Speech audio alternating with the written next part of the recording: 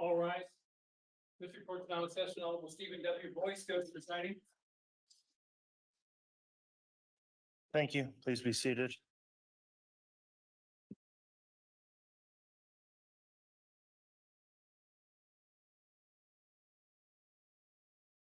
All right, if we could have the jurors brought in, please.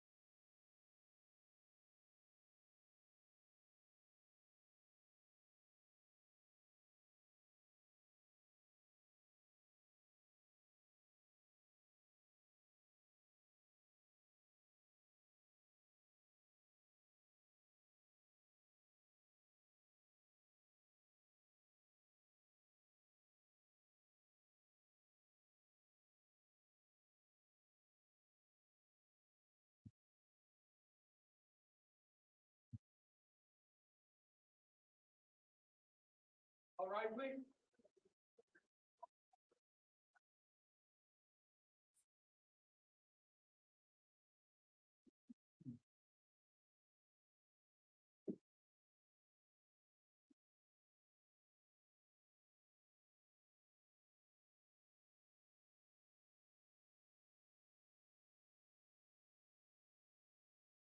Here's all present counter for you, Honor.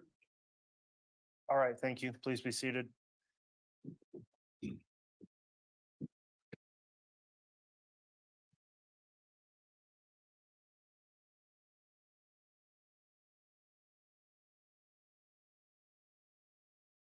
Good morning, everyone. We're back on the record on case CR 2221-1623, State of Idaho versus Chad Daybell. The court notes the jurors are all present, accounted for, properly seated. Courts received the juror affirmation from all of the jurors indicating they followed the court's admonishing instruction yesterday as we broke for the day. So thank you again for continuing to follow that instruction from the court. We concluded the afternoon yesterday with Dr. Warren on the stand in direct examination, and I believe the state is continuing with direct of Dr. Warren. Is that correct? Yes, Your Honor. All right, Mr. Wood, if you'd like to have the witness return to the stand, you can continue with your direct. Thank you.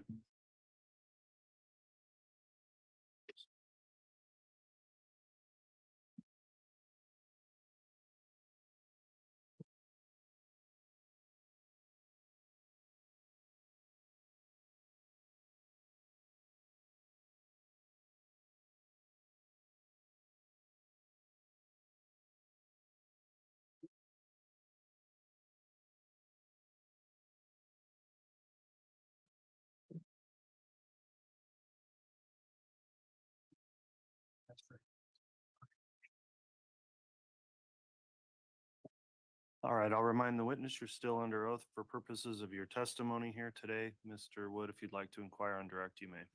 Thank you. Good morning. Good morning. Dr. Warren, yesterday we left off. We had spoken about JJ Vallow's autopsy, and we're in the process of speaking about Tylee Ryan's. Right. And I think we left off on talking about her medical history. When you received Tylee Ryan, how did you receive her remains? So as I briefly spoke about yesterday, I received her remains in multiple bags. 2 bags were in black body bags that were sealed. One of the bags was a brown paper bag with multiple other smaller brown paper bags within that bag. So essentially what we did is the first thing we did is we x-rayed all of the bags. I think we took a total of 28 x-rays. And essentially we were looking for any kind of projectile or weapon fragments or and what we saw in this case were multiple bones. And there was also a fair amount of what you could tell was debris, which ended up being mud and dirt and rocks. So that's the first thing we did is we took multiple x-rays. And then we opened each bag and we went through all of the remains.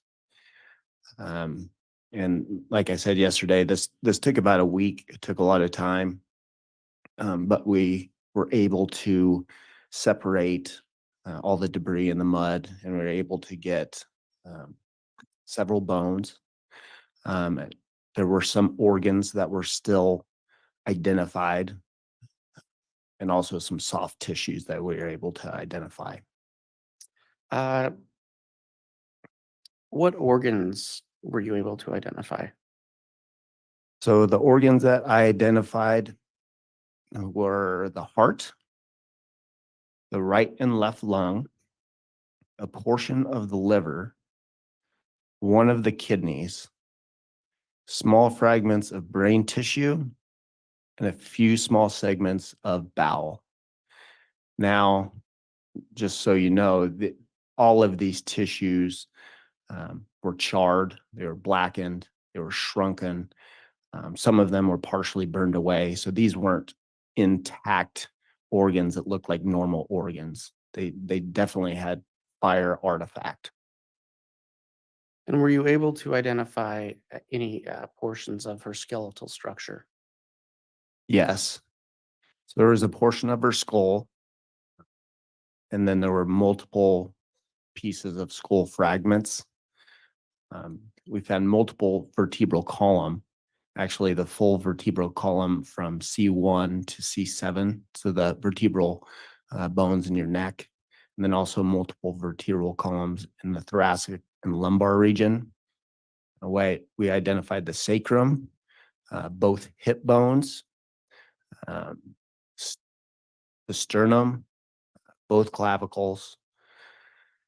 And then as far as the extremities, we identified multiple long bones in both the upper and lower extremities and foot bones as well. And like the organs, these weren't intact, pristine bones. These were bones that were partially burned away, blackened, charred, brittle, with extensive fire artifact. With the condition that Tylee's body was in, were you able to perform any type of toxicology testing? Yes. How did you do that? So on a portion of the sacrum and the hip bones, I noted that there were still fairly large amounts of skeletal muscle. I could identify it as skeletal muscle. So what I did is I made incisions into the skeletal muscle, and I went as deep as I could to find the best possible sample that wasn't blackened and charred. And we sent a sample of skeletal muscle for toxicology testing. And did you receive any results from that? Yes. What were the results of the toxicology testing? So it came back positive for ibuprofen. So that's just a non-steroidal anti-inflammatory. It came back for caffeine. It came back for uh, beta phenethylamine, which is just a decomposition product. It also came back for carbon monoxide, low levels of carbon monoxide, and a very low carboxyhemoglobin saturation level. And were any of those items found in the toxicology report something you could rely on to determine a cause of death for Tylee? No, there was nothing in her toxicology report that I felt would explain her death.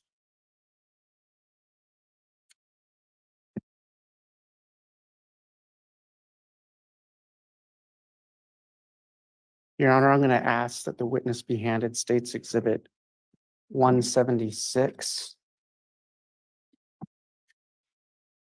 176A through 176MM, as in Mike. He has them, but yeah.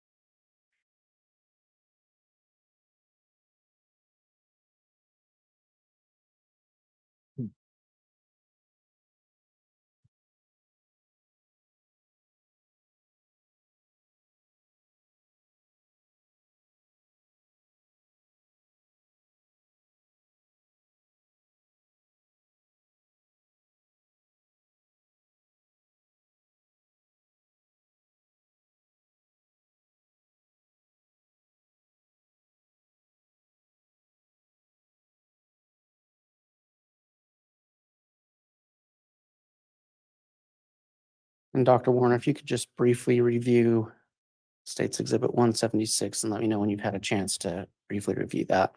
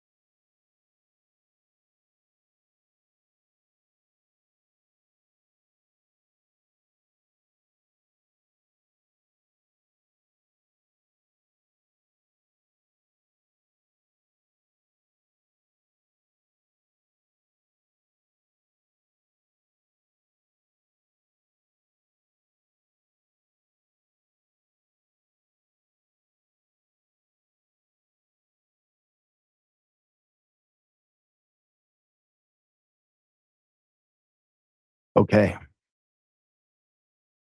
Doctor, do you recognize State's Exhibit 176 and its subparts? yes. What does State's Exhibit 176 purport to be? These are photographs that were taken at the time of JJ's autopsy. Did you take those photographs?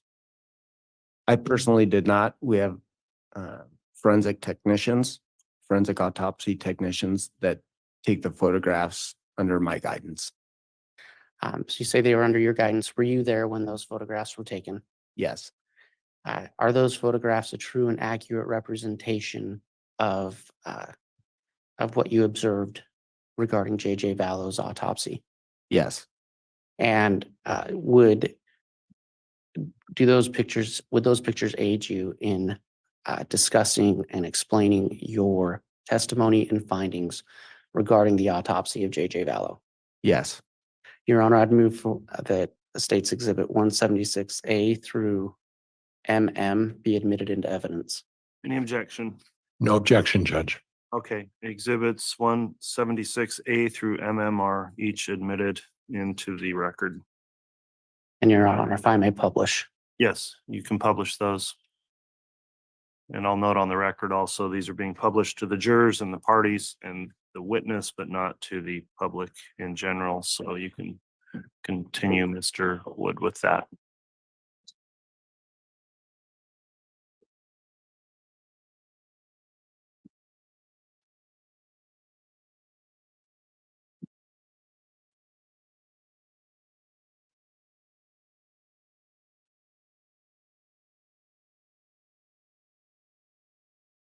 And I've already set it up. They can't see me check.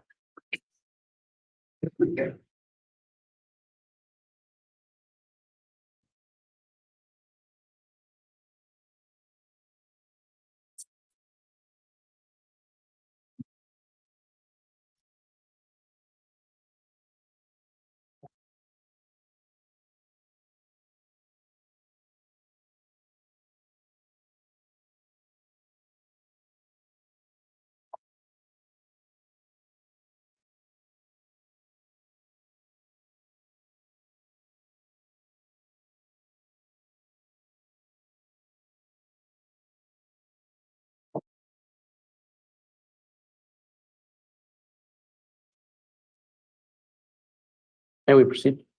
Yes, thank you. Doctor, can you describe what's been marked as State's Exhibit 176A?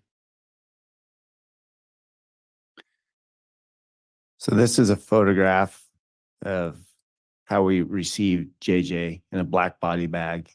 You can see there's a red seal and also the ruler with the numbers. We do that just to show that this is the case number for the case.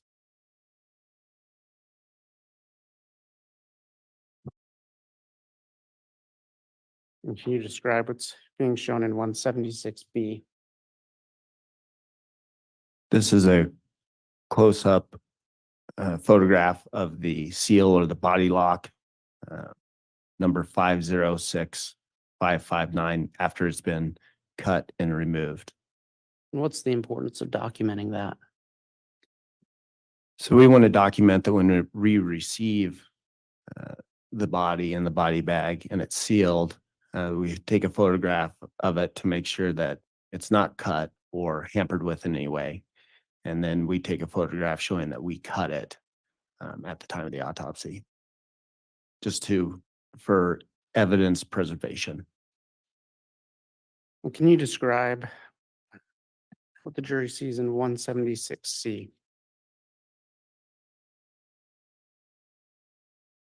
So this is a photograph.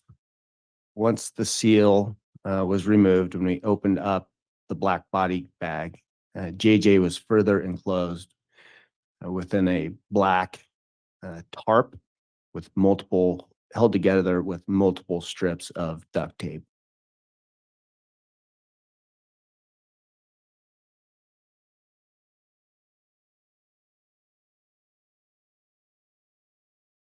And in 176D, what did you observe? So this photograph shows we opened up the black tarp that was held together with the duct tape. And this is the first time that I actually saw JJ's body, which you can see, and we talked about briefly yesterday. At the top of the photo, near the top of the head, you can kind of see there's a white plastic bag that's covering his head. And then his face is wrapped with duct tape all the way from the eyes down to the neck. You can also see that his forearms, wrists, and hands are bound with duct tape. There is a blue and white blanket that was accompanying the body that was resting on JJ. And then you can also see he's wearing a red pajama top and red pajama bottom. And I think I mentioned yesterday, really the only part of the skin that was that you can see right here is the upper arms, and they show evidence of decomposition in the form of a green tan leathery appearance with some skin slippage.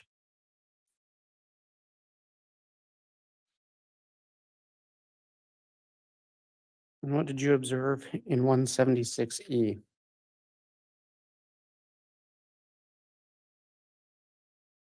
So this is a photograph, more of a close-up of the upper body, again showing the white plastic bag better. You can see there is a tear near the top of the head in the white plastic bag. So I was informed before I did the autopsy that law enforcement, when they found what they believed to be JJ, they made that small tear to confirm that there was human hair and that there was a human body in the bag. So to my knowledge, that's where that tear came from. But this just better shows the plastic bag over the head and the duct tape covering the face.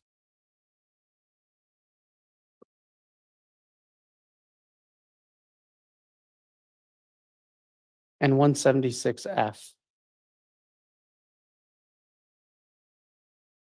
And this is a photograph closer up of the lower half of the body. You can see the blue and white blanket, the portion of the red pajama pants, black socks. And then you can also see that JJ's ankles are bound with duct tape as well.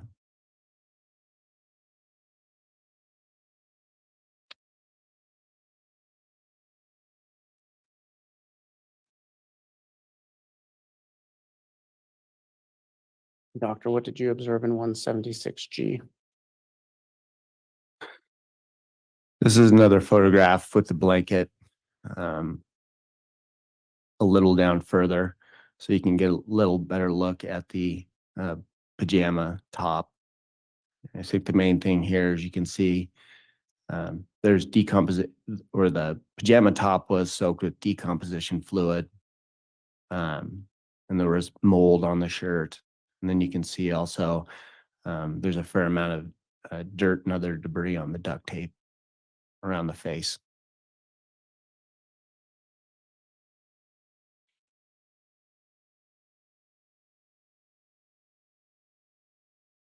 One 76H.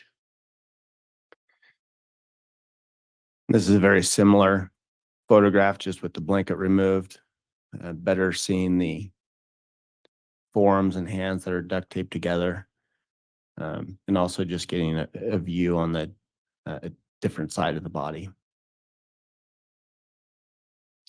When these photographs are taken, do they attempt to take multiple angles? That's correct. Why is that? Just so we get the full picture. We have a routine where we take photographs on both sides of the body, the front of the body, the back of the body, just to make sure that we're capturing all angles of the body. Doctor, what did you observe in 176I? Again, this is a photograph of the blanket removed, better showing the pajama pants, which were also partially soaked or soaked with decomposition fluid. And you can see there's some white moldy substance on near the right knee or the right thigh.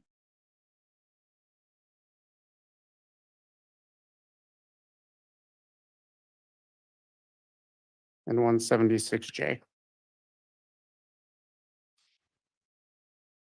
This is a photograph better showing the ankles that were bound with duct tape.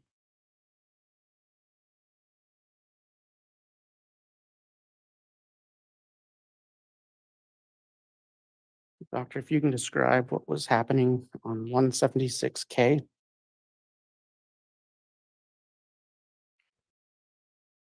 So what we did to remove the plastic bag and the duct tape is we made one single cut along the side of the face and carefully removed it, exposing JJ's face. So you can see JJ's face, at least a portion of his face, has green decomposition discoloration. And then there's also a strip of duct tape that is covering JJ's mouth that essentially runs from jawline to jawline.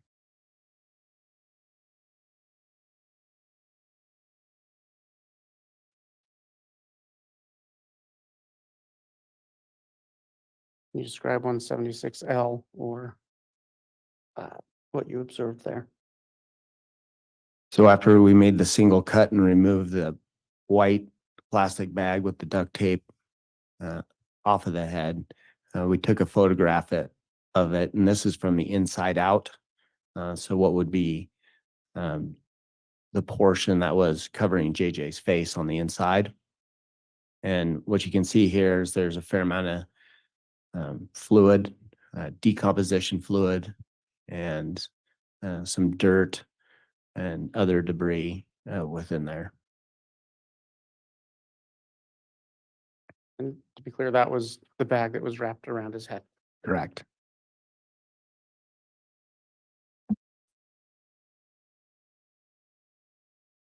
Can you describe what you saw on 176M? This is a photograph of JJ's head after the bag has been removed. And it better shows the strip of duct tape that is covering his mouth.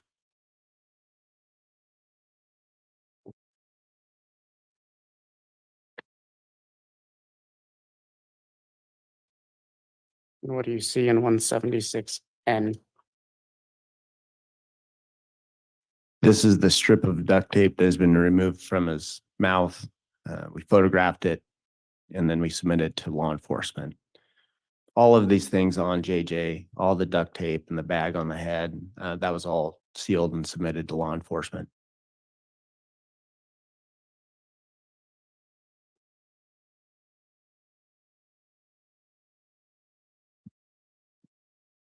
Doctor, if you can describe what you observed in 176O.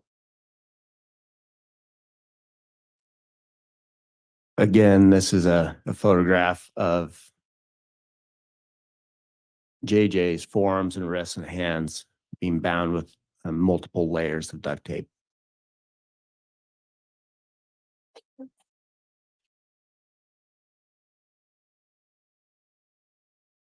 And 176Q.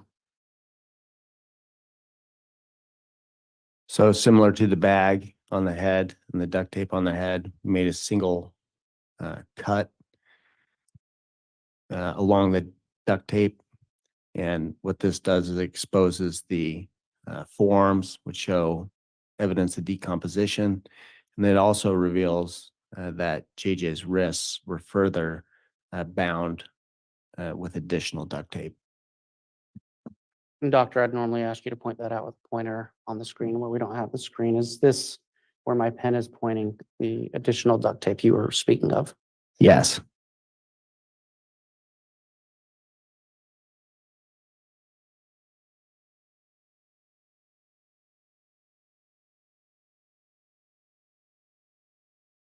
You can tell the jury what you saw in 176R. So this is the duct tape that was wrapped around JJ's forearms and wrists and hands. It's been removed. We take a photograph of it, and then we submit it to law enforcement. And was that, when that was removed, can you describe how that was removed? Yeah, similar to the bag and the duct tape around the face and the head. We made a single cut and then carefully removed it.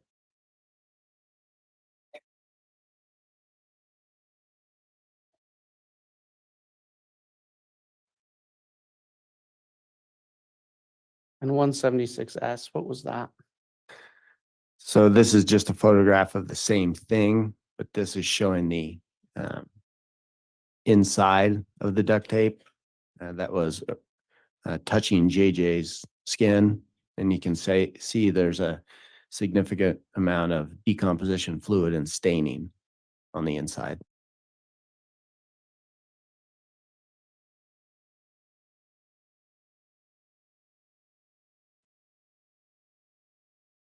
And if you can describe what you saw in 176P. So this is a close-up of the duct tape around JJ's wrists. So after we remove the multiple wraps of duct tape around his arms and his wrists and his hands, there was an additional duct tape that was binding his wrists together. And Doctor, if I can ask, again, without a pointer, is this the duct tape, the additional duct tape around his wrists? Correct. And then is this material on the side, is that the outer layer of duct tape? That's correct.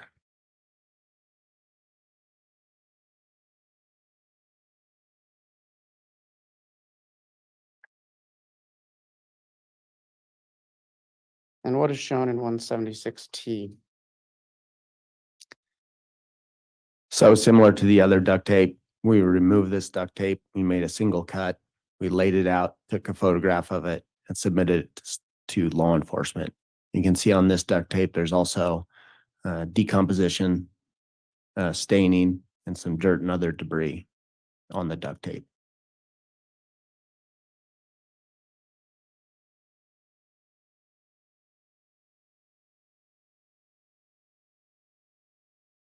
And 176U.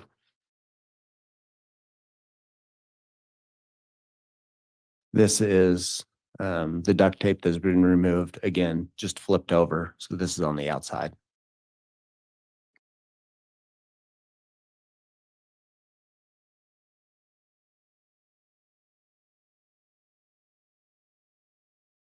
What did you observe in States Exhibit 176V? This was the disposable diaper that JJ was wearing. And you can see on the right side, it's white. And then on the left side, it's stained with decomposition fluid. And that's why it has a darker appearance to it.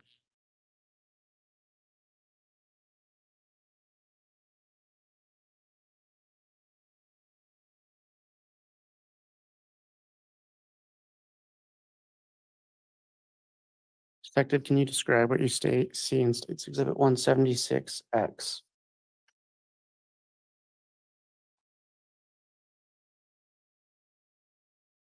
This is a photograph of JJ's face after everything has been removed. The duct tape, just to get a photograph of his face with everything removed.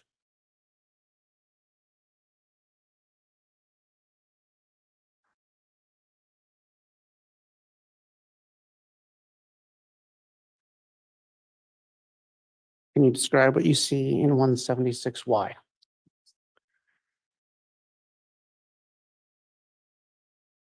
This is a photograph of JJ's face, chest, abdomen, external genitalia, and his upper extremities.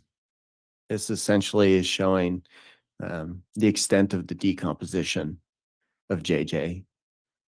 You can see there's green discoloration in some areas, especially the face. The chest and abdomen show areas of green discoloration in a tan brown leathery appearance. There's also evidence of skin slippage. And then there's also some small white mold formation on the body as well. And Dr., skin slippage is probably self-explanatory, but just for purposes of the record and for the jury, can you explain what you mean when you say skin slippage? So during the decomposition process, the skin starts breaking down and it starts sloughing away. So those patches on his chest and his abdomen, those are areas where the skin is starting to slip away. And do you notice a difference on the forearms in this picture? Yes. So you can see the forearms do look different. There's a well demarcated line that starts at about the elbow. And the reason it looks different is that's where the duct tape was wrapped around his forearms.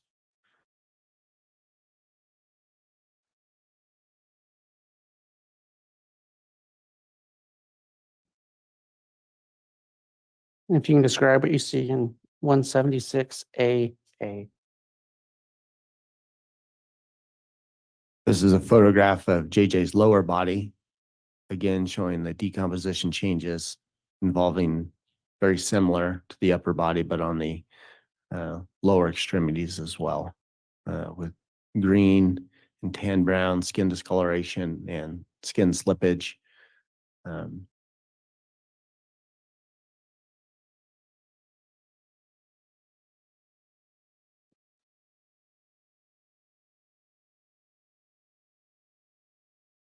You can describe what you see in 176BB.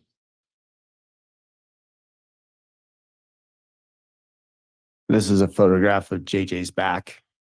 We do this on all of our cases, just so we get good documentation and photograph of the back of the head and the neck and the back. And this is simply showing very similar decomposition changes, which predominantly in the back was diffuse green skin discoloration. There was skin slippage on the back as well and on the buttocks.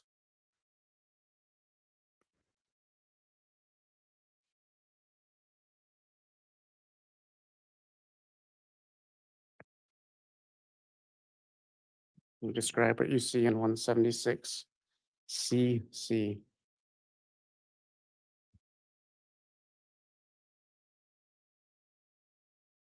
This is a photograph of JJ laying face down and now looking at the lower extremities. Again, just showing the decomposition changes, the lower extremities.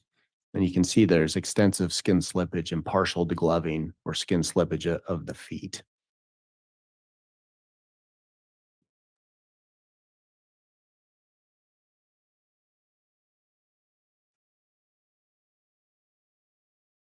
Doctor, if you can describe what you see in 176DD.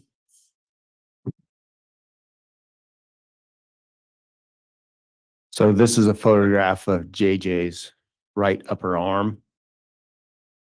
And during this autopsy, I was essentially, like we talked about during the external examination, I was looking for any evidence of natural disease or any evidence of trauma that could help explain why JJ may have died.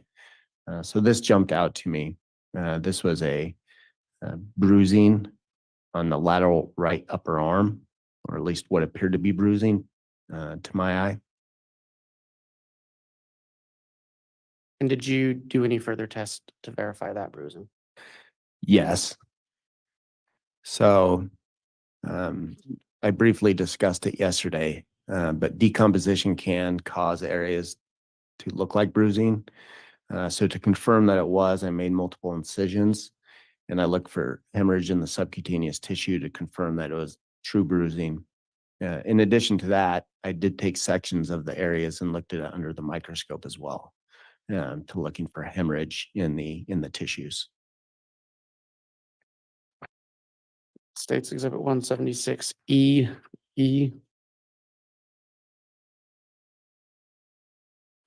So this is a close-up photograph of the bruise that I just described on the right upper arm.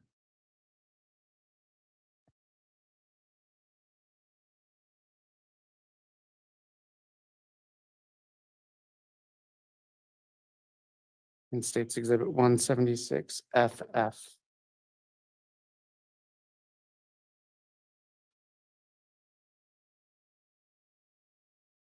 What was happening there? So this is the bruising on the right upper arm, and I've made an incision and I'm looking for hemorrhage in the subcutaneous tissue. And if you can see, I'm holding it up with the forceps to show that there is hemorrhage in the subcutaneous tissue. And again, without the benefit of a pointer, is this the area you're referring to? And where that color appears to be darker, is that what you're referring to? That's correct. And so did that lead you to a conclusion as to the bruising? That led me to believe that that was true bruising and it wasn't just artifactual bruising or from the decomposition process.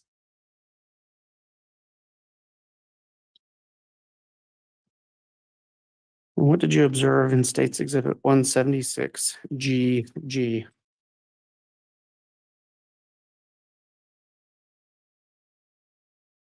So this is a photograph of JJ when he's face down, and this is a photograph of the left upper arm.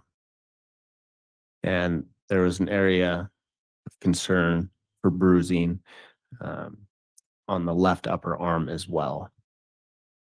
And again, without the benefit of a pointer, I'll use my pen. Is this the area you're referring to? Yes.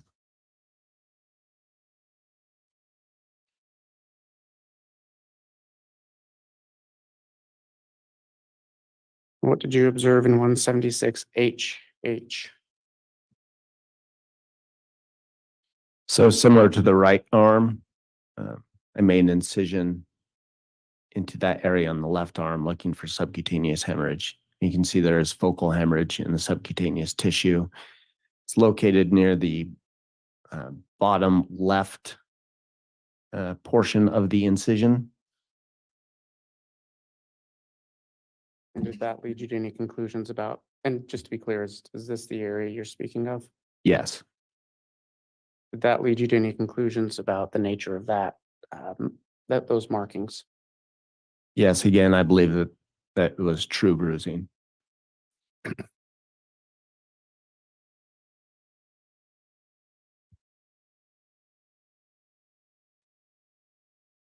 you describe what you observed in 176 I?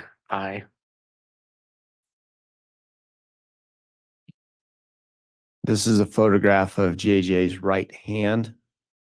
One, you can say there's extensive skin slippage and partial degloving of the skin. And then also what jumped out to me, you can see the right thumb. I believe we discussed it yesterday, the right subungual hemorrhage. So you can see his right thumbnail shows diffuse bright red hemorrhage. We spoke yesterday about type of force necessary to cause something like that, correct? Correct. And just because it was yesterday, if you could just briefly remind the jury of your testimony on that matter. Yeah, so in order to get something like that, there has to be some kind of trauma or some kind of force to that area. And I think yesterday I gave the example of, you slam your finger in the door, you're going to get that subungual hemorrhage. Not saying that's what happened, but you have to have some kind of force impacting that area to get hemorrhage like that. You can describe what you saw in 176 JJ.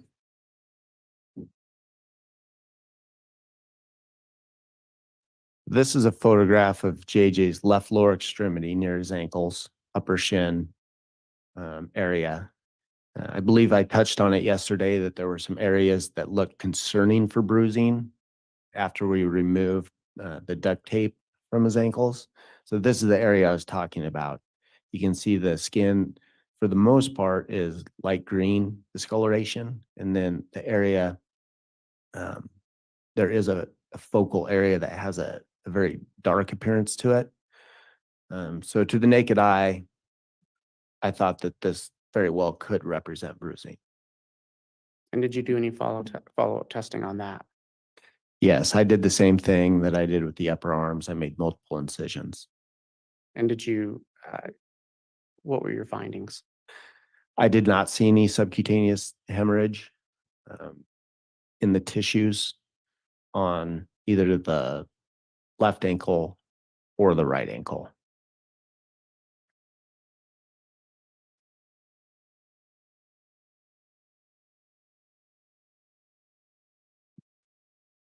Doctor, if you can describe what you observed in State's Exhibit 176 LL. So this is a photograph of JJ's neck. Specifically, it's the left side of his neck. You can see on the upper portion of the photograph is his left ear. And there is a collection of brown to dark brown to red scratch-like abrasions, some of them with dark red hemorrhage that involve the left side of the neck and near the left angle of the jaw.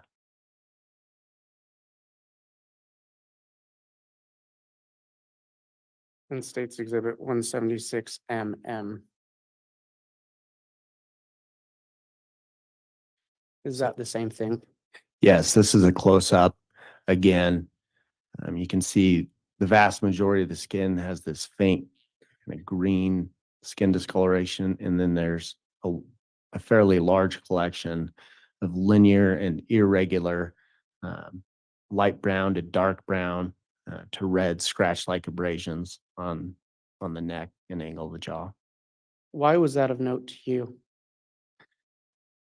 Well, in any case, and especially a case like this, you want to simply document every injury that you find. So that's important. Also, at least in my experience, they look like scratch-like abrasions. So it's important in this case, considering there's a white plastic bag over his head. Are these scratch-like abrasions from the individual putting the plastic bag over his head? Judge, I'm going to object at this point. Calls for speculation. Your Honor, I don't think he's speculating. He's talking about different methods by which those abrasions could occur. It's overruled. It could also be from JJ himself trying to get the bag off of his head. I wasn't there. I don't know. But these are the types of things that go through my head and the possibilities. Thank you. And again, doctor, just because we had a bit of time between yesterday and today, based on your opinion, what was the cause of death of JJ Vallow? I determined the cause to be asphyxia by plastic bag over the head and duct tape covering the mouth.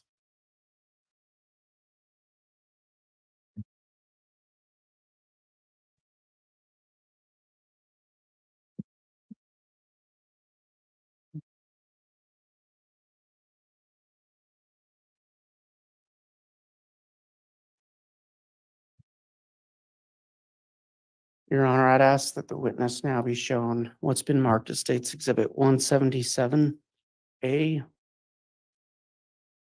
through EE.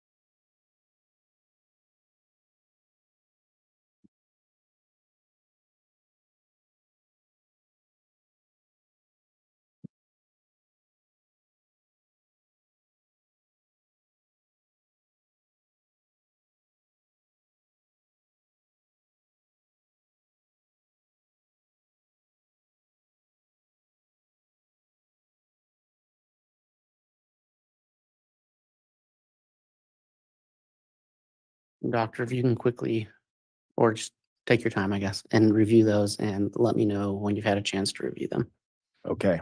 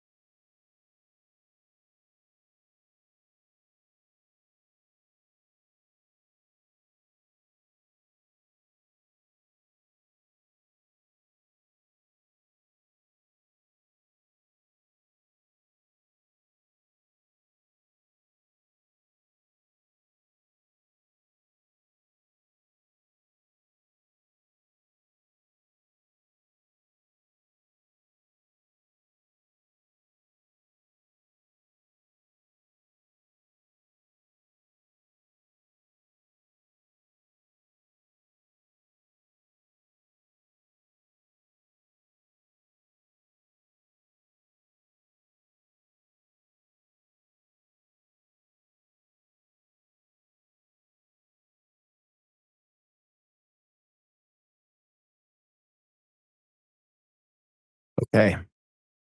Do you recognize what's been marked as State's Exhibit 177 and its subparts? Yes. What do they purport to be? These are photographs that were taken during Tylee's autopsy. And were you present when those photographs were taken? Yes. Are they true and accurate representations of what you observed during that autopsy? Yes. And would those photographs aid you in explaining your testimony and your findings to the jury? Yes. Your Honor, I'd ask for the admission of State's Exhibit 177A through 177E into evidence.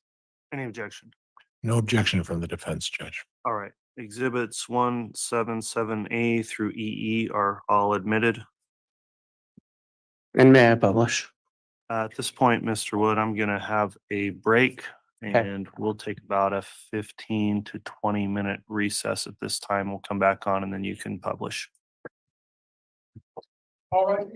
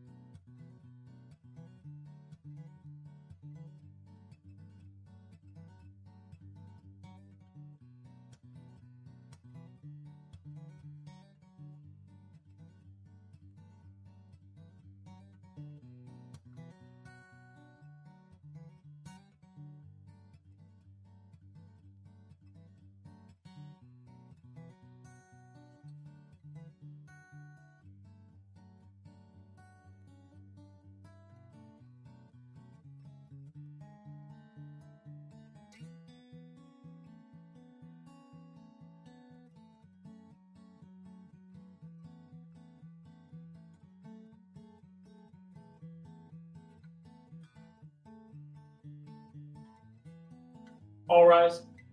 District Court's again in session.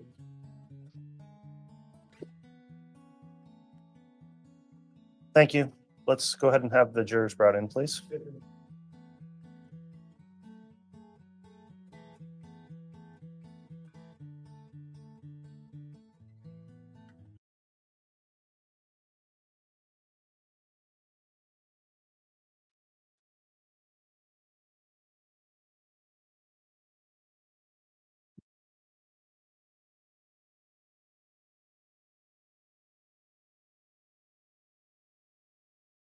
All right, please.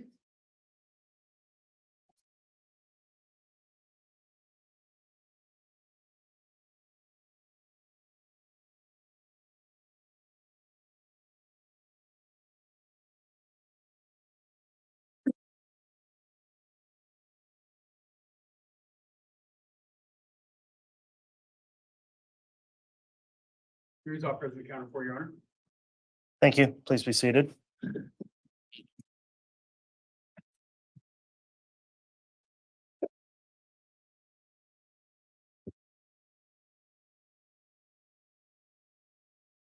All right, we're back on the record now on case CR 2221-1623, State of Idaho versus Chad Daybell.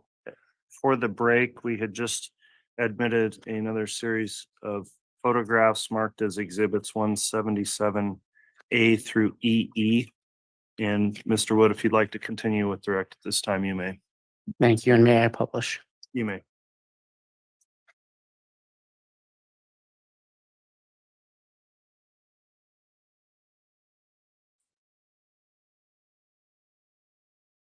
While you're getting ready to publish those, Mr. Wood, I will note that these are, again, not being shown on the live stream or to the public. They are being shown to the jurors and the parties. And in addition, if there are any victims entitled to view these exhibits, then the court will arrange that for a private time when those victims are able to also view the evidence if that's requested. So if there is any request through either the prosecutor's office or directly to the court, let us know and we'll arrange that. Thank you. Doctor, what did you observe in State's Exhibit 177A? So as I mentioned earlier, Tylee was received in multiple bags. This is a photograph of one of the bags. It's sealed with a red body lock. And then on the outside of the bag, you can see handwritten in silver marker, 1 of 3. So this is one of the bags that was received.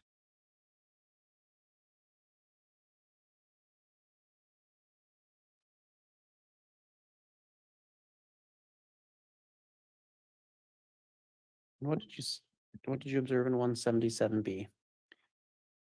This is an intact seal of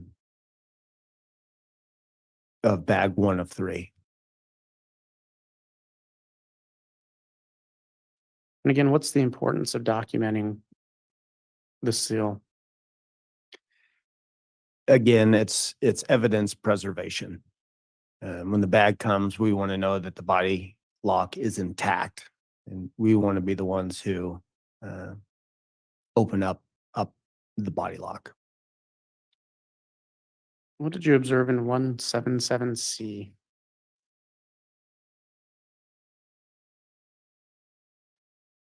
So after we removed the body lock, we opened up the body bag, and there were a number of items within the black body bag. There were 2 additional brown paper bags that you can see here. One is unlabeled and one is labeled with burial site ?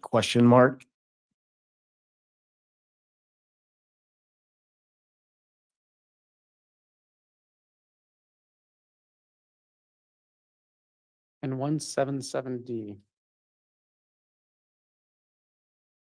So this is within the same body bag. You can see the 2 paper bags that I just described on the right side. And then on the left side within the body bag are multiple collections of soft tissue, bone, and debris, including dirt and rock. Is this the area you're speaking of? Yes.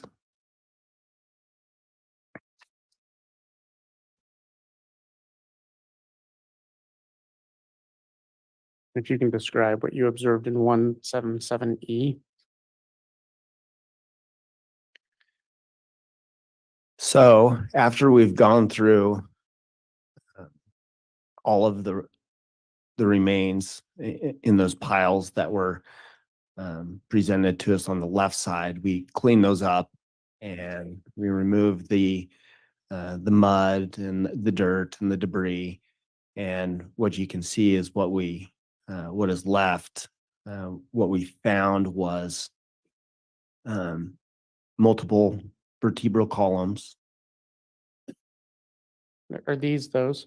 Yes. Loops of small bowel that are on the far left of the blue board.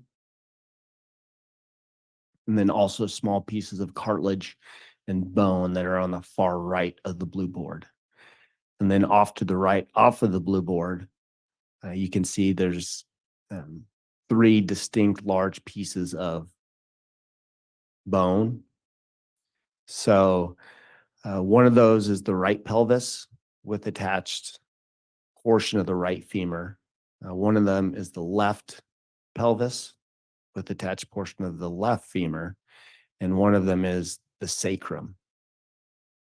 Can you just define for the jury what the sacrum is? So the sacrum essentially is a bone at the just at the end of your lower back, and that's where the right and the left pelvic bones associate with. So it's part of your pelvis.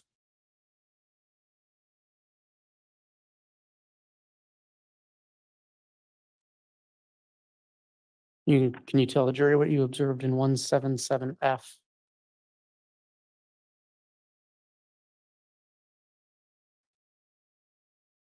So this is essentially bag 1 of 3.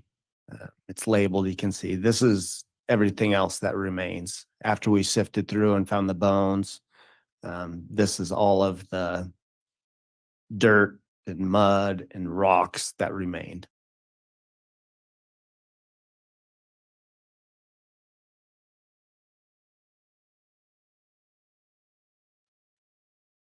In 177G. So if you remember, within the black body bag, there were 2 brown body bags. One of them was burial site. So this was what was in that bag to the right. It came in a tinfoil container, and there were multiple small collections of bones and charred bones and other debris.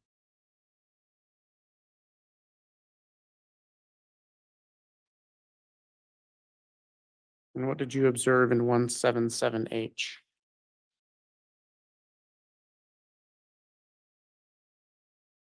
So the last photograph that you just saw, so this is after sifting through that and cleaning things up, this is what we found. So again, there were 2 charred vertebral column bones on the far left.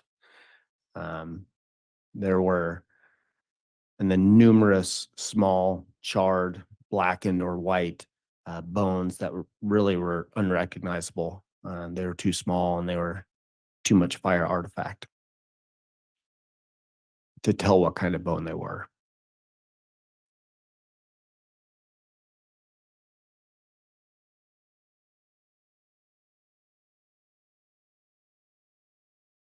What did you observe in 177I?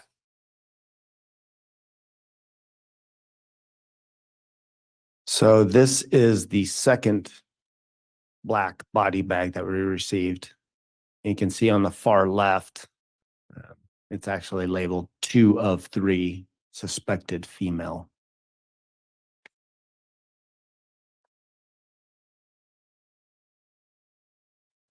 In 177J.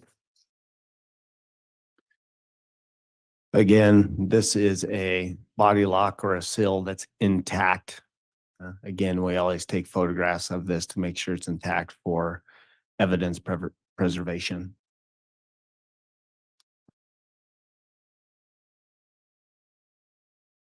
And 177K. This is just a better photograph showing how it was labeled, the 2 of 3 suspected female.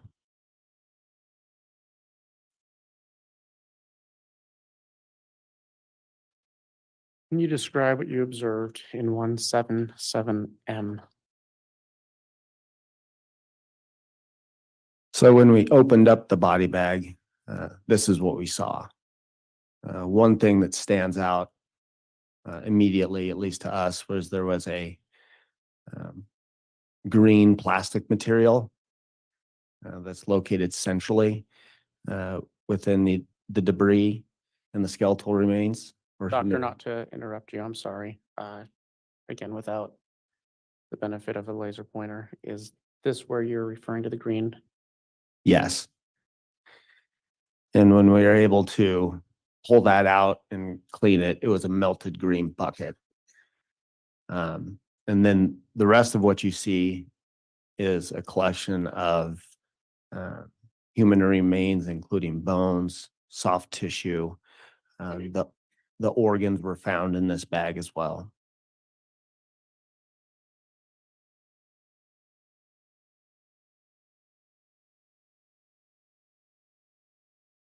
Mm, 1770, what did you observe there? So similar to bag 1 of 3, in addition to the human remains that were in the bag, there were 2 additional bags within the body bag. One was a brown paper bag on the far left, and the other was a clear plastic bag that contained a brown paper bag with human remains in it.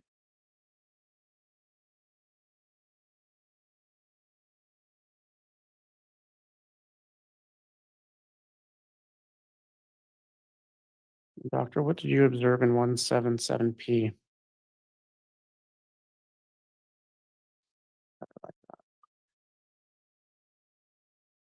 So this is a photograph of the largest portions of the skull that we found in the top. That top piece, that is the frontal bone and portion of the orbits. On the left side is a large piece of skull bone. Obviously, both of them are blackened and charred and crumbly. And then the bottom is a portion of the mandible and maxilla, and you can still make out some teeth. They're partially charred and there's blackened material partially covering them. Are you aware if any attempts were made during the autopsy to identify these remains through teeth and dental? Yes, we had a forensic odontologist come to our office on the day of the autopsy to try and identify Tylee via dental comparison of antemortem records that we requested, and the postmortem dental x-rays. Was that conclusive? Yes, the forensic odontologist was able to make a positive identification based on dental x-rays. Detective, can you identify what you saw in 177Q?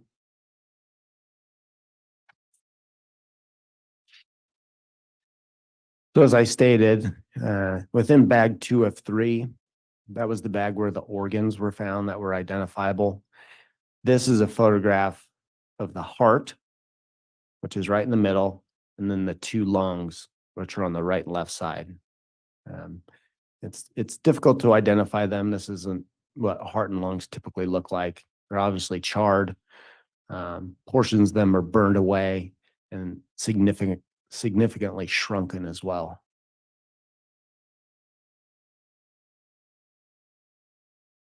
But just for the clarification of the jury, again, without a laser pointer, are these areas the lungs? Correct. And this portion is the heart, correct? Yes.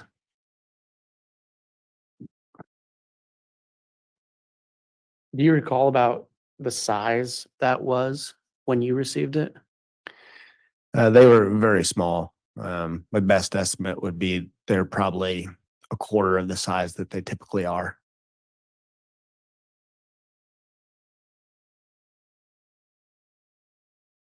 And if you can identify what you observed in 177S?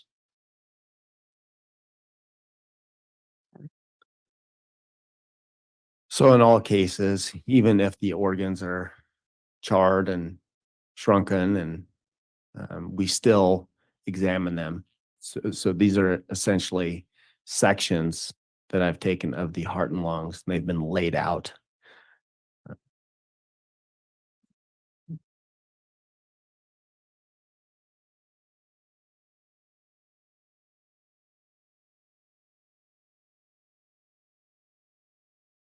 If you can identify what you observed in 177T?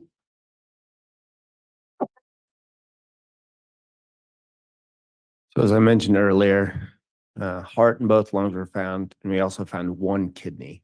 So this is one of the kidneys, and you can see it's blackened and charred, and some of it has been burned away.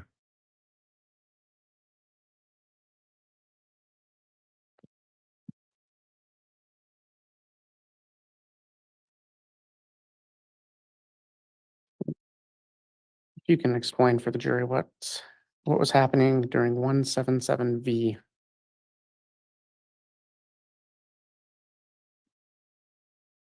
So in bag 2 of 3, if you remember, there was that large collection of human remains. So after we clean them off and clean off the dirt and all the other debris, this is what we found. So in bag number 2, I already stated a lot of the bones that we found, but in bag number 2, we found most of the skull bones, most of the vertebral column, the sternum, portions of ribs. We also found the clavicles, as well as multiple long bones from the upper and lower extremities, and some foot bones as well. Now, again, these were not intact, pretty looking bones. They were partially burned away, they were crumbly, they were blackened. But this is what we essentially found after we cleaned everything up.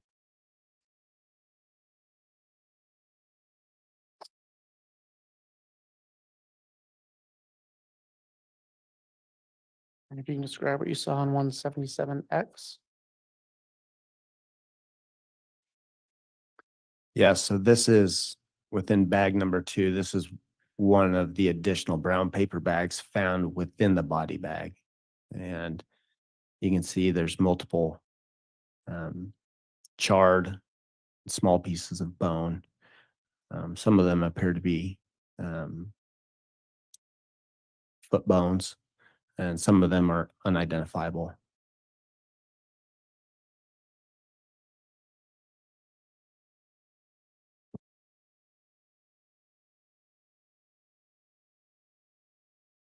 You can identify when what you observe in 177Z. So this was bag 3 of 3 that we received in a brown paper bag, as labeled remains of suspected female.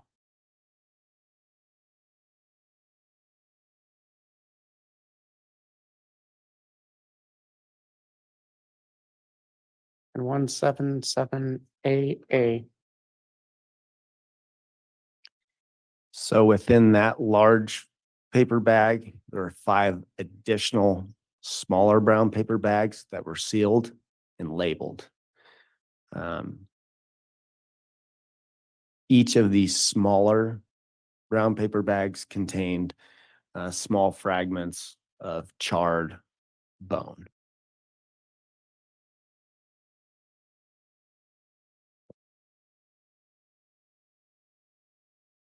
And 177B. So again, this is one of the 5 additional brown paper bags that contained multiple fragments of small charred bone. And are you able to tell, I know it might be a little blurry through the ammo, what that bag is labeled? It's labeled fire pit -B north. I can't make out the end of that. And then date 06/09/2020. And just again, what were the contents of that bag? They were multiple small fragments of charred, crumbly bone.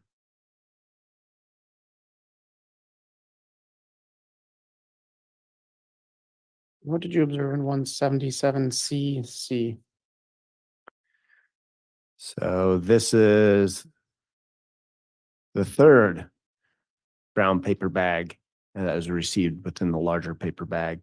Again, it was sealed with tape and it was labeled. And the contents of this were again small fragments of charred, crumbly bone.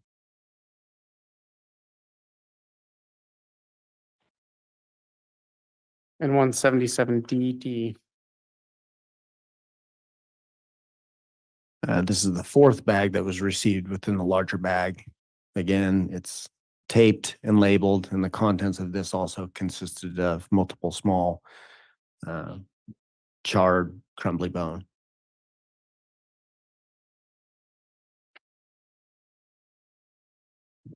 And lastly, 177EE.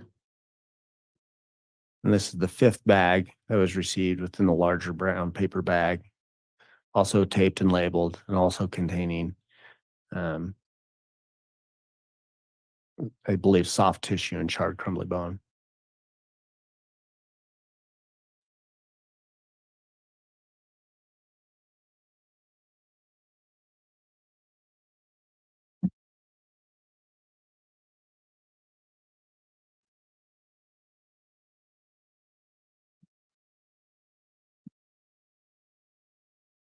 Doctor, upon completion of your autopsy of Tylee Ryan, what did you do or did your lab do with her remains?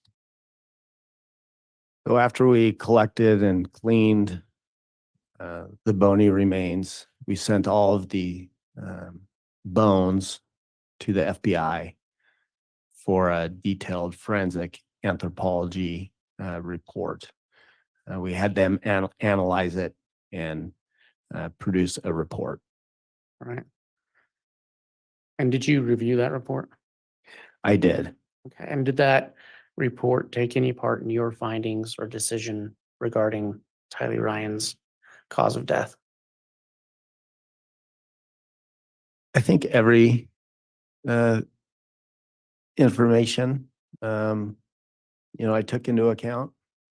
The report on this came back as they noted, and we noted also before, that there were sharp force markings on the bones, but they really detailed and took photographs of sharp force markings that were found on the sacrum and also on the right and left pelvic bone. So yes, it did play a role in, I did not sign out the case or come to my conclusion until I had all the information back. Okay. And you did already answer this question yesterday, but because of the time, I would just ask you again, based on your autopsy and your training and education, what was your opinion concerning the cause of death of Tylee Ryan? I determined the cause of death to be homicide by unspecified means. Thank you. And just for purposes of clarity, can you remind the jury the criteria for a homicide by unspecified means? Yes. So as we talked about yesterday, there's guidelines and criteria to go over briefly, just to remind you. One, it has to be objectively suspicious findings. So some of the examples they give is that the body is hidden out of plain view. say in a trunk of a car or in the forest and covered by branches or buried in the ground. Another example is that evidence was or evidence was concealed, right? So they were lit on fire, they were dismembered, bleach was poured on them, something of that nature. So for criteria number one, this case clearly falls into that, fitting both of those criteria.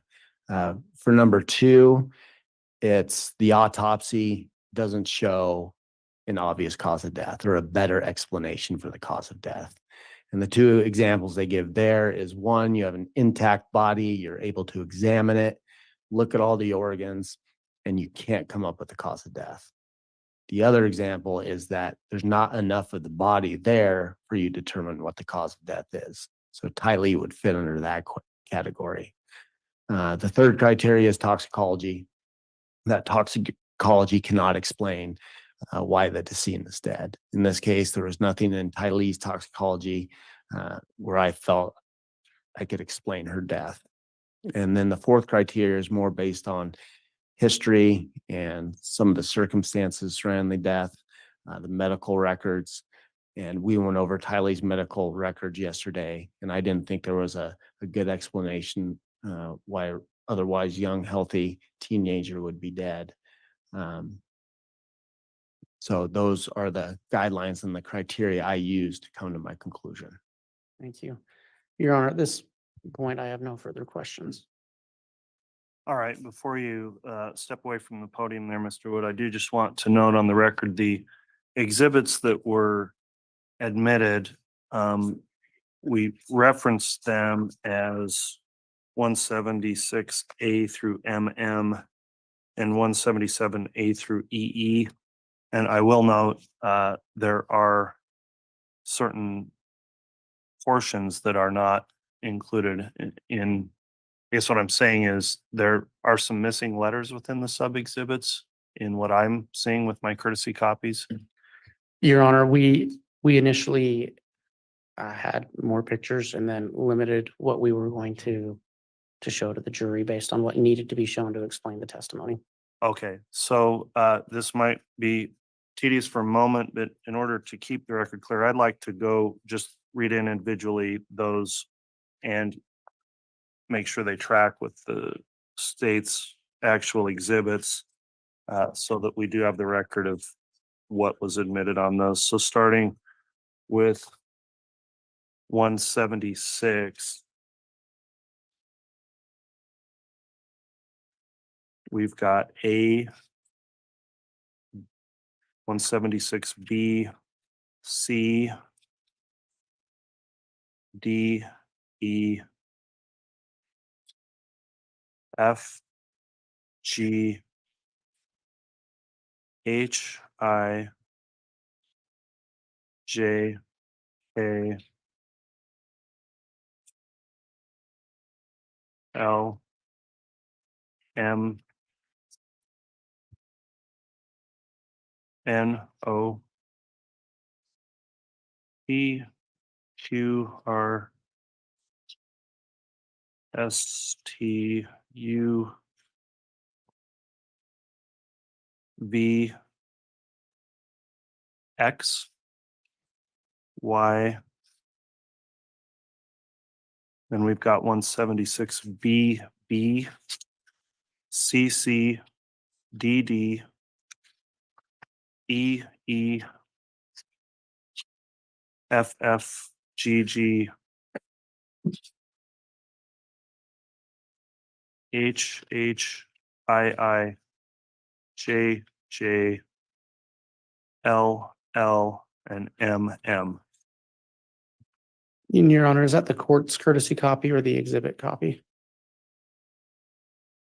That's the court's courtesy copy. Okay. Did the court have 176 AA? We do have AA. I may have misread that. So AA is also in there. And it sounded like there was one missing, BB.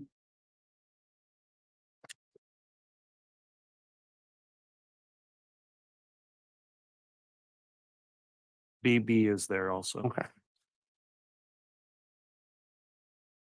On 177.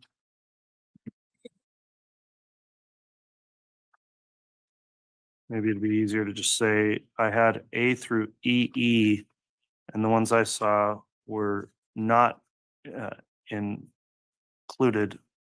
If you went alphabetically, would be there was no L, R, U, W, or Y.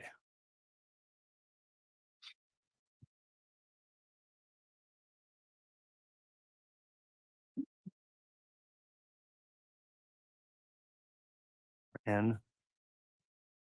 Oh. And also no N. That tracks with the copy I have, Your Honor. And again, there were some photographs that we deemed unnecessary to put on, but they'd already been marked. Okay. I just wanted to clarify so that neither the jurors nor somebody looking at the record was wondering where those were. They were not included or admitted. So thanks for addressing that. That will conclude then the direct examination of Dr. Warren. Mr. Pryor, once you're ready, you can go to the podium and conduct cross-examination.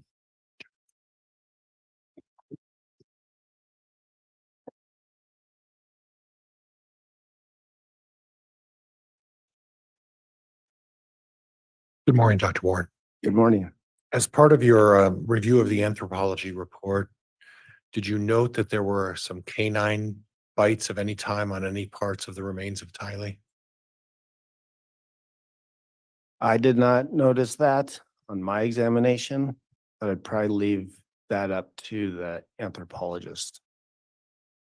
Now, you talked previously about bruising and that you do a cut to determine whether or not it was actual bruise or not an actual bruise. But isn't it true there's really no way to determine on any bruise when the bruise occurred, is there? It's difficult to get exact timing on a bruise. That is true. They've even done studies where they've looked at it under the microscope and try to, really pinpoint the time frame. And it is difficult. Some of the things you can look at are color of the bruise. So typically a fresh bruise is going to be blue, red, purple. As it gets older, it's going to turn brown, green, yellow. And then under the microscope, it usually takes several minutes for inflammation to come in. So if you take a section under the microscope and there's no inflammation, you can presumably say that it was fairly recent before the death. But yes, it is difficult to time bruises and abrasions postmortem. So if some time had passed, and let's even say that some time had passed, and it was a situation where there was embalming fluid put in the body, and a significant amount of time had passed on bruising, would it be fair to say that at that point there'd be no way to determine what kind of bruising or how to date those bruisings? Again, as I stated before, it's difficult to get an exact time of a bruise. You can give a time frame. I mean, there's definitely a difference between a fresh bruise and a bruise that's a week old, right? By the look at it under the microscope. In this particular case, on the arms, I took sections of the bruising and looked under the microscope. And what I saw was hemorrhage and no inflammation. Okay. So to me, what that means is that it was, probably right around, close to around the time that JJ passed away, because you do need some time for inflammation to come in. But I did not see that on JJ. Okay. And Dr. Warren, would you maybe just pull that microphone down about 2 or 3 inches downwards? If it's more under your mouth, I think it picks it up better. Okay, I'm sorry. That's fine. Thank you. But again, in general, when you're talking about bruising, one of the immediate ways to determine the age of a bruise is that if, let's say, a bruise was brown or brownish greenish, that would seem to suggest, at least generally, that that was an older bruise. Would that be fair? That's correct. Okay. And even if you dug into that bruise and you saw that there was hemorrhaging, that doesn't necessarily give you the ability to determine when that bruise was placed on the body or occurred. Is that fair? I think it's fair to say it's difficult to determine the exact time of the bruise. It's more of a range. Now you spoke about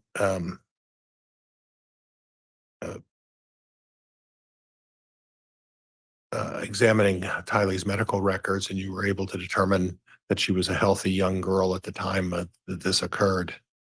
And she was approximately how tall? Do you recall? Well, I was unable to get a height at my examination because of the condition of the body. But in looking at the medical records, were you able to obtain that information? I don't recall, I don't remember off the top of my head how tall Tylee was. Okay. Okay. Now, your examination cannot make a determination as to when the remains were put in the ground. Is that fair?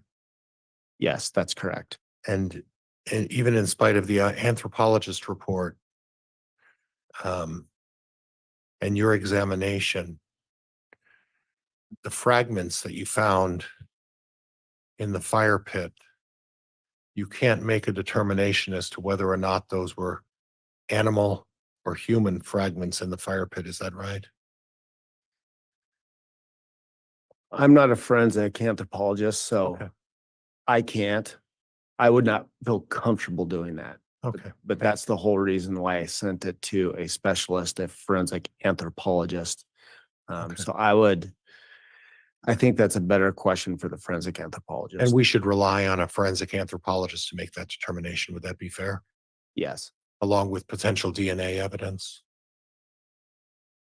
I think DNA specialists Okay. should make determination on DNA.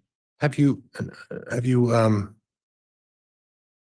you have a recollection of when the date of these two autopsies took place? Specific date? Yes. So June 11th, 2020. And the one you said took over a week, so that would have extended on through the 17th or 18th? That's correct.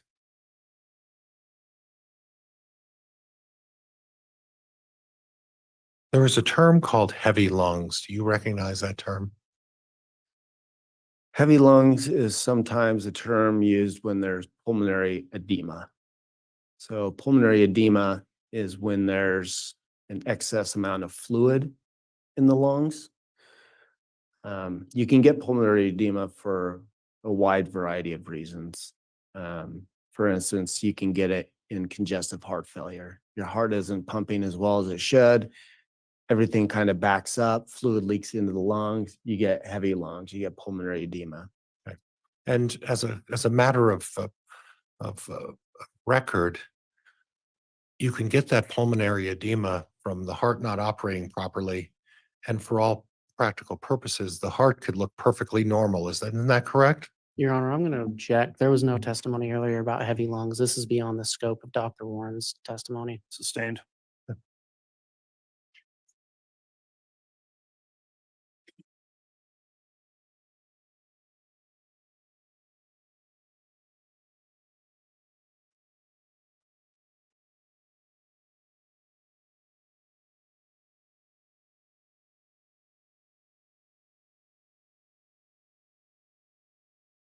Would you agree with me that the remains that were presented to you were significantly smaller than the remains of Tylee had she been alive at that time?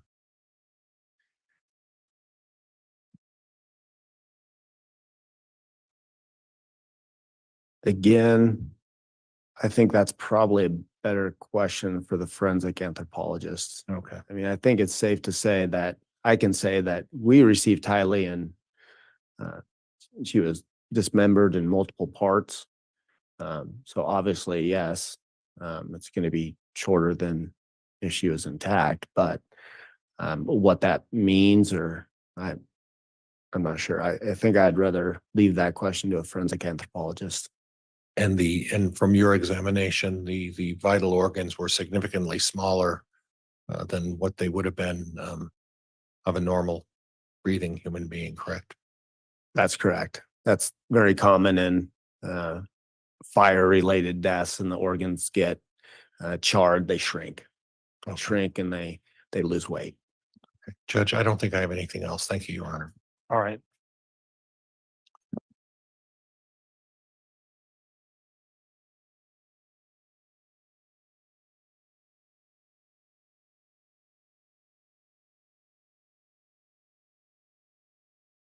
Any redirect from the state?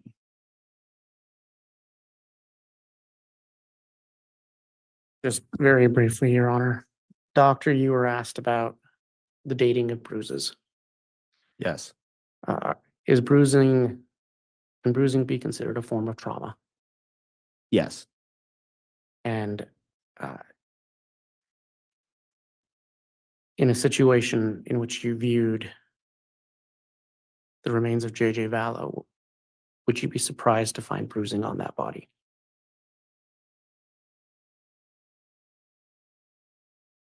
I think any bruising or any injuries in a case like this is very significant. That's it, Your Honor. All right, thank you. That'll conclude then testimony of Dr. Warren. We'll make sure the exhibits are given to the clerk here. And is Dr. Warren going to be recalled, do you think, at any point by the state? Your Honor, it's not likely. I guess it's possible in rebuttal, but so I guess the state would just keep him under subpoena for the time being. Okay, so Dr. Warren, since you're under subpoena, there's an exclusionary order prohibiting you from viewing testimony. This case is available to see streamed live or here in the courtroom, so please don't do anything to view any testimony in case you are recalled or until you are advised you've been released from any subpoena in the court. Okay. Thank you for your testimony. Go ahead and step down. All right, thank you. Your Honor, if I may, I believe there are certain portions of testimony Dr. Warren would be allowed to watch if they were presented. Okay, Judge, could And we and we approach, can clear that up later. yeah, could that's, we have a sidebar on this? yeah, and I'll just, before we have sidebar, point out that's a proper argument Mr. Woods brought up, that the exclusionary order does not necessarily apply at times in certain aspects to what are considered expert witnesses. So you can go ahead and step down. We'll have a sidebar and then you can call the next witness, the state, and who will the next witness be? Your Honor, the state needed just a moment with regards to the next witness as well and was actually going to ask for a sidebar. Okay, let's have that sidebar.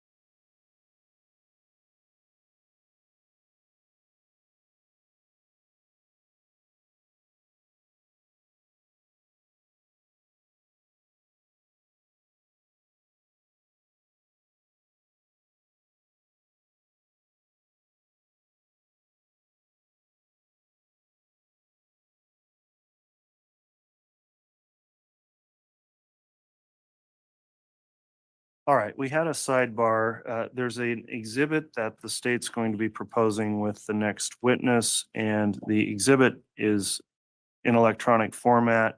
And counsel for defense does need an opportunity to review the exhibit because apparently it's had some modifications since it was first reviewed by defense counsel.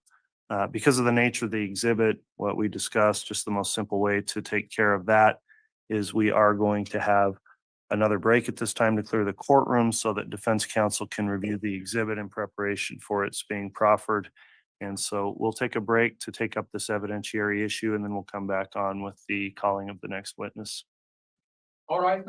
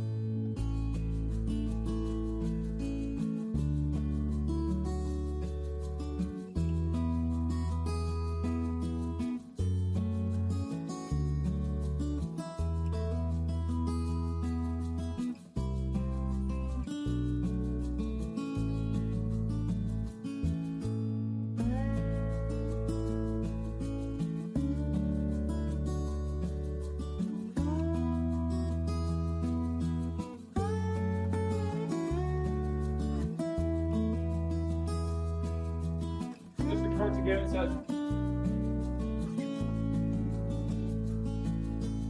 All right, thank you. Please be seated.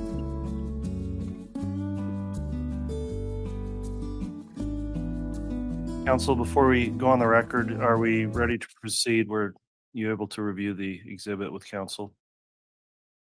Yes, Your Honor, we're ready. We're ready to proceed. Thank you, Your Honor. Okay. Let's go ahead and bring the jurors in, please.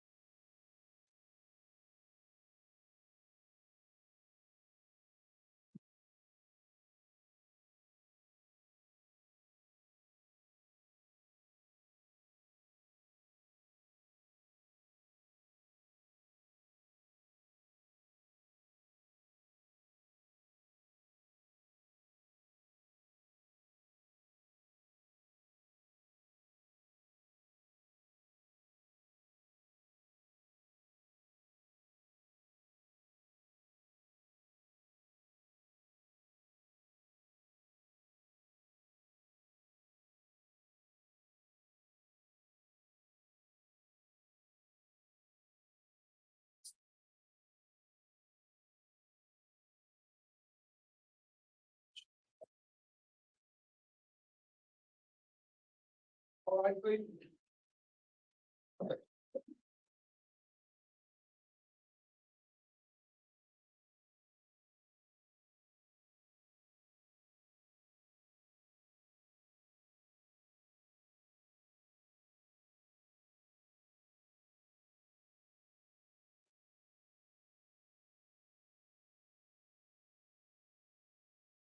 Here's all present accounted for, Your Honor.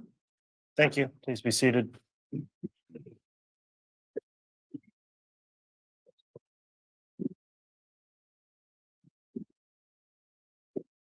Okay, we're back on the record on case CR 22-21-1623, State of Idaho versus Chad Daybell. The state's getting prepared to call its next witness.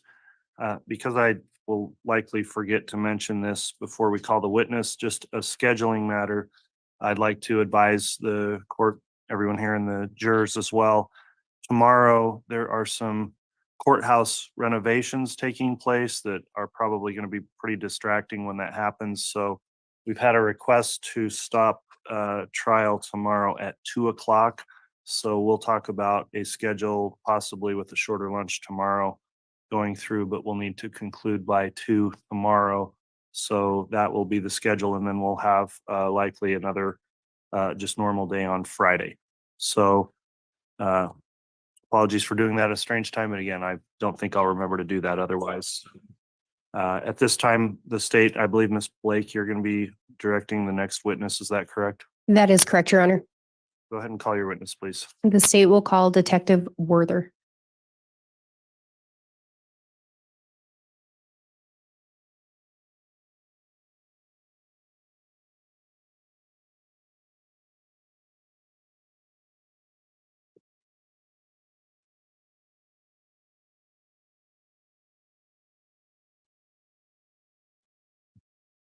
Always swear or affirm the testimony you're about to give will be the truth, the whole truth, and nothing but the truth, so help you God.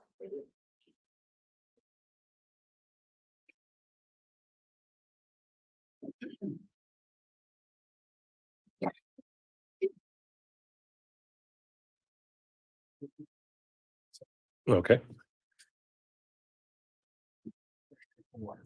Okay, thank you.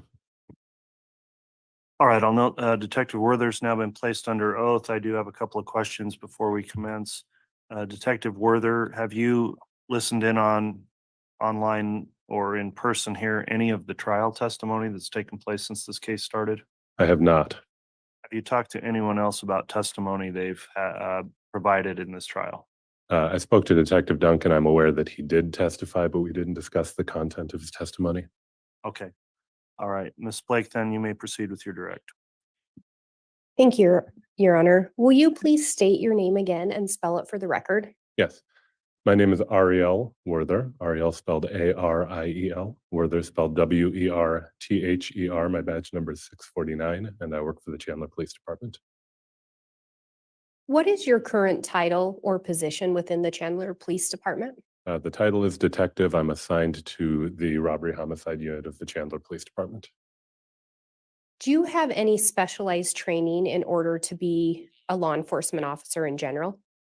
Yes, I attended the Arizona Law Enforcement Academy 2011. Prior to that, I worked as a dispatcher for the department for 3 years. And then since that time, I've engaged in ongoing training as required by AZ Post, which is the outfit that determines if a person is and can remain a sworn law enforcement officer in Arizona. I've also sought additional specialized training for the various units that I've worked in, including training relevant to what I'm testifying here today. And you just talked about some of them, but have you held various assignments or positions within the Chandler Police Department? I have. So initially, I began, as I mentioned, as a police dispatcher, the civilian position, answering 911, dispatching police officers, things like that. That was in 2008. In 2011, I transitioned and became a sworn law enforcement officer, went to the academy. I worked on patrol for a total of 5 years. During 2 of those years, I was a field training officer, which would be a person who trains new officers in the job in the field. And then I transitioned to working as a detective for the Special Victims Unit, investigating primarily sex crimes and family violence cases. And then that was in 2016. In 2020, I transitioned to working for the Robbery Homicide Unit, and I've been there since. And then you referenced some training regarding what you're testifying to today. Can you tell me a little bit about what that training was or is?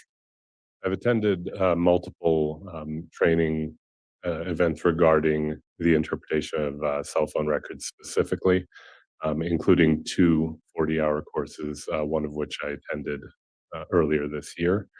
And that provides training and guidance and practical experience, including projects that one works on in the class in order to properly interpret data received from cell phone service providers. And then I've also had training on interpreting data extracted from mobile devices. So focusing on that training with the cell phones, can you explain how a cell phone communicates with cell towers?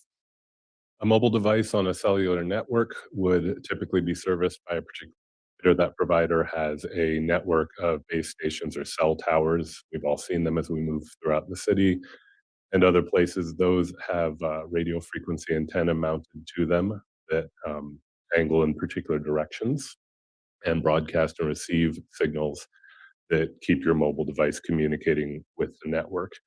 And the typically, if you are moving about, it may be the case that your device may begin connected to a particular cell tower, but then do what's known as a handoff and transition to a different cellular tower on the same network in order to provide what feels to us like an uninterrupted experience as it moves from one tower to the next.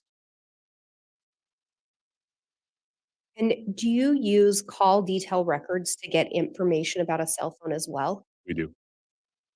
What is a call detail record? Call detail records is a generic term for the records maintained by your cellular service provider that they maintain for their own purposes, for business purposes, and that log things such as when a particular mobile device connected to a tower, for what purpose. If it's a voice call, typically it'll say, the length of that call. And if it's a text message, it'll typically tell you things such as whether that's an incoming or an outgoing text message and what other phone numbers were involved in that communication. How does law enforcement obtain call detail records? Typically via a search warrant based upon probable cause and authorized by a judge, which is then served to the cellular service provider, and then they will produce the records ordered by that judge. Were you working in Chandler, Arizona on July 11th of 2019? I was. Did you end up responding out to a call regarding a shooting? I did. Were you the lead investigator at that time? I was not. What were your responsibilities? Well, let me back up. Did you learn who the victim of that shooting was? Yes, And who was that? that was Charles Vallow. Were you assigned certain roles or responsibilities on July 11th of 2019? I was. What were those? They were minimal at that time. As I mentioned before, I joined the robbery homicide team in 2020, so I was not on the team at this point. And as this was a fatal shooting investigation, that's the team that would respond out. I was at that time still in Special Victims Unit, but I had made no secret of the fact that I intended to test for the robbery homicide team in the near future. So, the matter of succession planning, I was invited to come out on various incidents that would be good training opportunities for me to see how the investigation was conducted. All of that is to say that much of my time at the scene was actually observing and not actually directly handling any particular responsibility. At some point, were you given cell phone location data to review and analyze? I was, Do you know whose cell phone data that was? yes. And whose was it? That was data extracted from a device belonging to Charles Vallow. As part of your role in the investigation, did you review phone or call detail records in relation to other phones? I did, Do you recall the various providers that you looked at records from? yes. And who were those? Those were T-Mobile, Verizon, and AT&T. Do the records from all of the providers look the same? They do not. And can you explain a little bit about how they differ? Each provider has their own, because again, these are maintained for their business records. They're not, law enforcement doesn't instruct them what data they have to keep. We can merely access the data that they do have. So each company has a different approach to how they maintain their data for their own purposes. Some are in spreadsheets, some are in text documents, some are multiple spreadsheets, some are much more consolidated. We take the data as they have it and analyze what they give us. And in this case, were you the officer that drafted any of the search warrants for these call records? No, Did somebody else draft the search warrants? that's right. And then you were provided the data, the responsive data to analyze? That's correct. And did that include analyzing GPS? It did include analyzing GPS location data, which was extracted from Charles Vallow's phone. Is it fair to call the call detail records raw data? Yes, And do you use a program to analyze that data once you have it? yes. The Chandler Police Department has access to a program called Trax, formerly under a company called ZX, but they've transitioned to a company called LexisNexis. But the tool is a data analysis tool that we're able to use to analyze raw records that we are given by the companies. And can you explain a little bit about how that program interprets the data to get a location of a cell phone? Yes, you were, as mentioned previously, your device connects to various towers as you use voice, data, text, whatever you may be using. And we request and obtain from the providers locations of the towers and details about the tower. Typically, a tower is going to have multiple sectors. So while you have one tower, ordinarily that tower has antenna facing in sectors divided up to provide 360-degree coverage. The data they provide indicates the azimuth, which is a fancy term for the 360-degree angle if you were looking down on the tower from above, that particular sector is facing, and then they provide the GPS location of where that tower is located in the world. And the call detail records will typically indicate when a particular communication event took place, which tower it connected to, and which sector. Using that data, then one can get a general coverage area for where the device was most likely to have been at that time. And when you talk about this program Trax, I think you also mentioned ZX. Is that what it used to be? Yes, that was the company that initially developed it, I believe. Is that program only available to law enforcement? No, it's my understanding that it's available to paying customers who want to use it for various purposes I'm familiar with instances where it's been used by defense and people doing private analysis. In your experience, do cell phone companies use technology that looks for the best signal? Typically. So as I mentioned before, you may start a call in one place and you either may move or you may not for one reason or another. During the course of that call, your device could switch to a different tower because the signal's better. Environmental conditions can impact signal strength, line of sight, obstructions in the environment, and then again, when we move and our devices move with us. And to be clear, when we talk about the location of a device, that's the cell phone itself, not necessarily the person it's associated with. Is that correct? Correct. Call detail records can tell you information about where a device most likely was at a given moment. The question of who's holding the device is something that must be examined or determined from context or other means. And we've talked about in this particular case, you were given some phone records to review. Yes, Do you do you recall what you looked at in this case? I do. And what was that?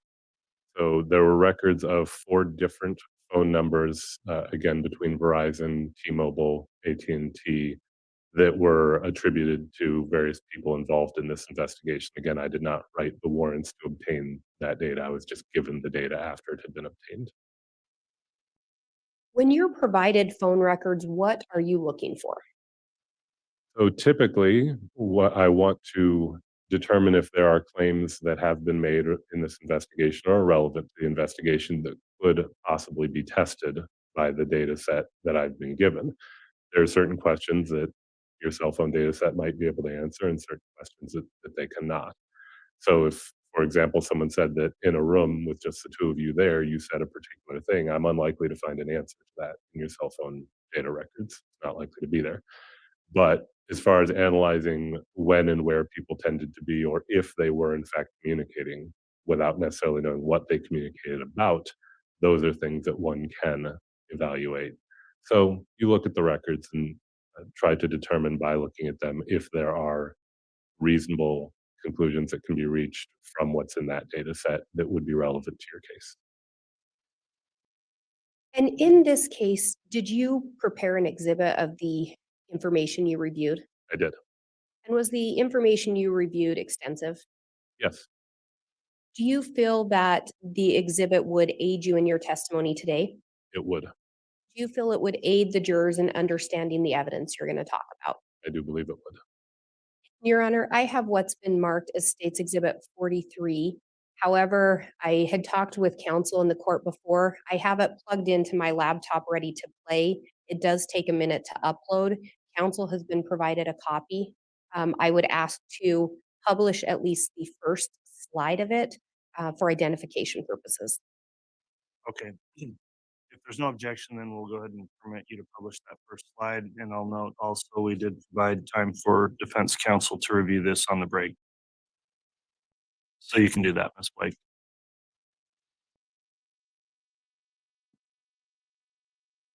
And I will indicate there should be a mouse up on the stand for the detective to use as we get further.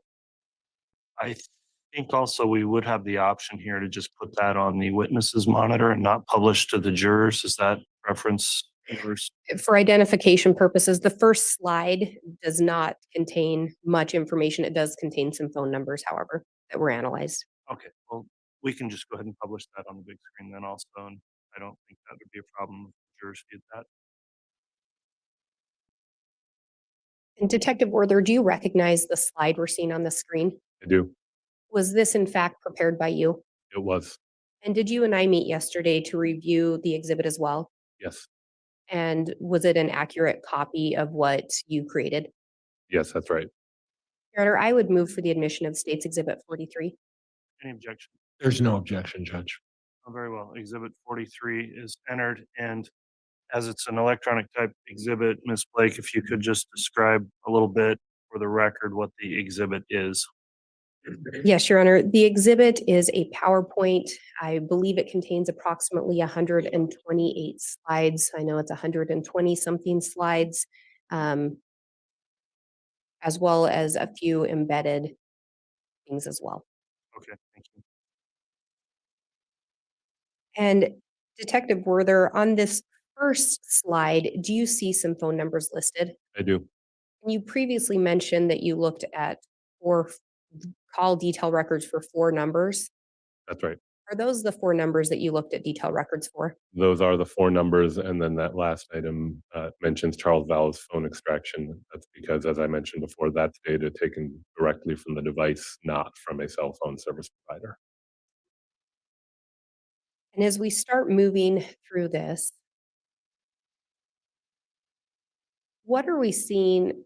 Actually, let me back up. What records were you given? Are those what were depicted on the first slide?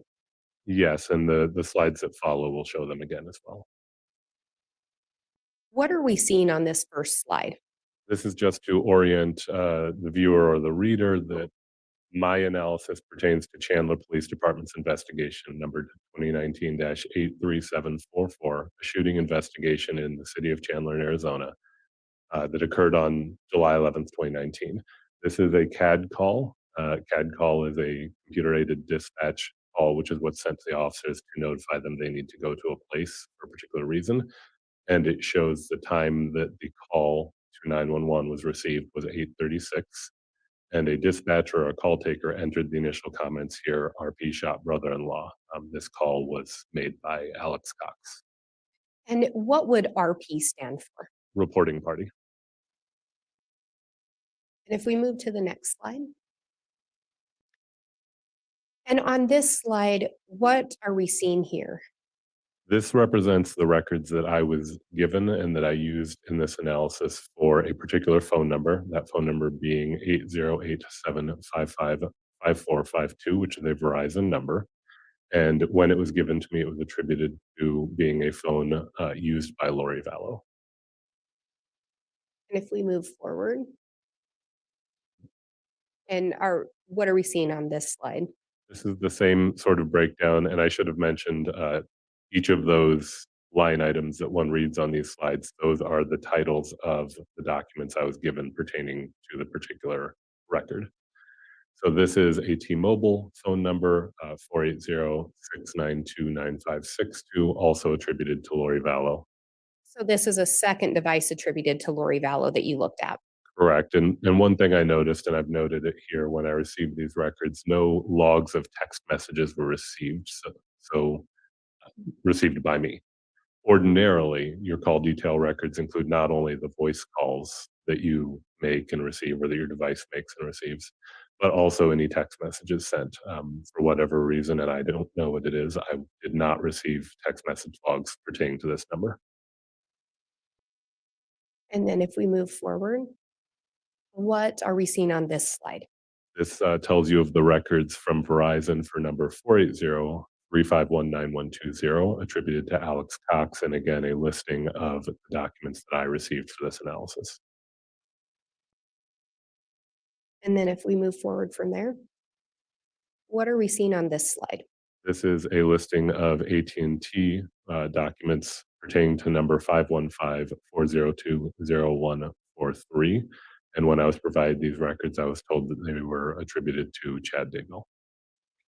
And when you looked at these particular records, did you notice who it appeared that the phone attributed to Chad Daybell had been in contact with? I did notice various communications between this and primarily one other number on the day in question. And what other number was that? The primary number was one of the 2 numbers attributed to Ms. Lori Vallow. It's shown throughout the slides as to which of those 2 particular numbers it was. And when you talk about on the day in question, what specific day did you look at these call details for? I mostly limited my analysis to the day of the shooting in Chandler, as that was my task to analyze what these records could tell us about that particular event. So that previously mentioned July 11th of 2019. And then if we move forward, you'd previously mentioned that you looked at the locations extracted from Charles Vallow's phone. Is that correct? Correct. Did you look at any other data in relation to Charles' phone at that time? No. And can you remind us again or explain the difference between the records for Charles' phone versus those for Lori, Alex, and Chad? Yes, so all of the 4 numbers that we've gone through, those are records. As I mentioned, a warrant was sent to a cell phone service provider, and then they provided, in return, various records related to their customer and that particular device and what it was doing during the time frame authorized. This is different in kind. This is data extracted from Mr. Vallow's mobile device. And that data, as I understand, is primarily sourced from GPS, which is a different system than when your device is communicating with a cell phone tower. And if we move to the next one, what are we seeing on this slide? So this is to help orient the viewer to how this is going to be represented, this data from Charles' device. So we have the ability at the department, I'm not one of the people who does it, to extract data directly from someone's device. And then that data produced as a spreadsheet that was given to me can be mapped, GPS coordinates, same as we all use if you've ever used a mapping device on your phone to be able to get from one place to another. That sort of data is the type of data we're talking about. And in the presentation, the data from the phone extraction for Charles Vallow will be represented as points, as you see on the screen, in red. And that point represents the latitude, longitude that was extracted from the device. And the red specifically will be in reference to Charles Vallow's phone?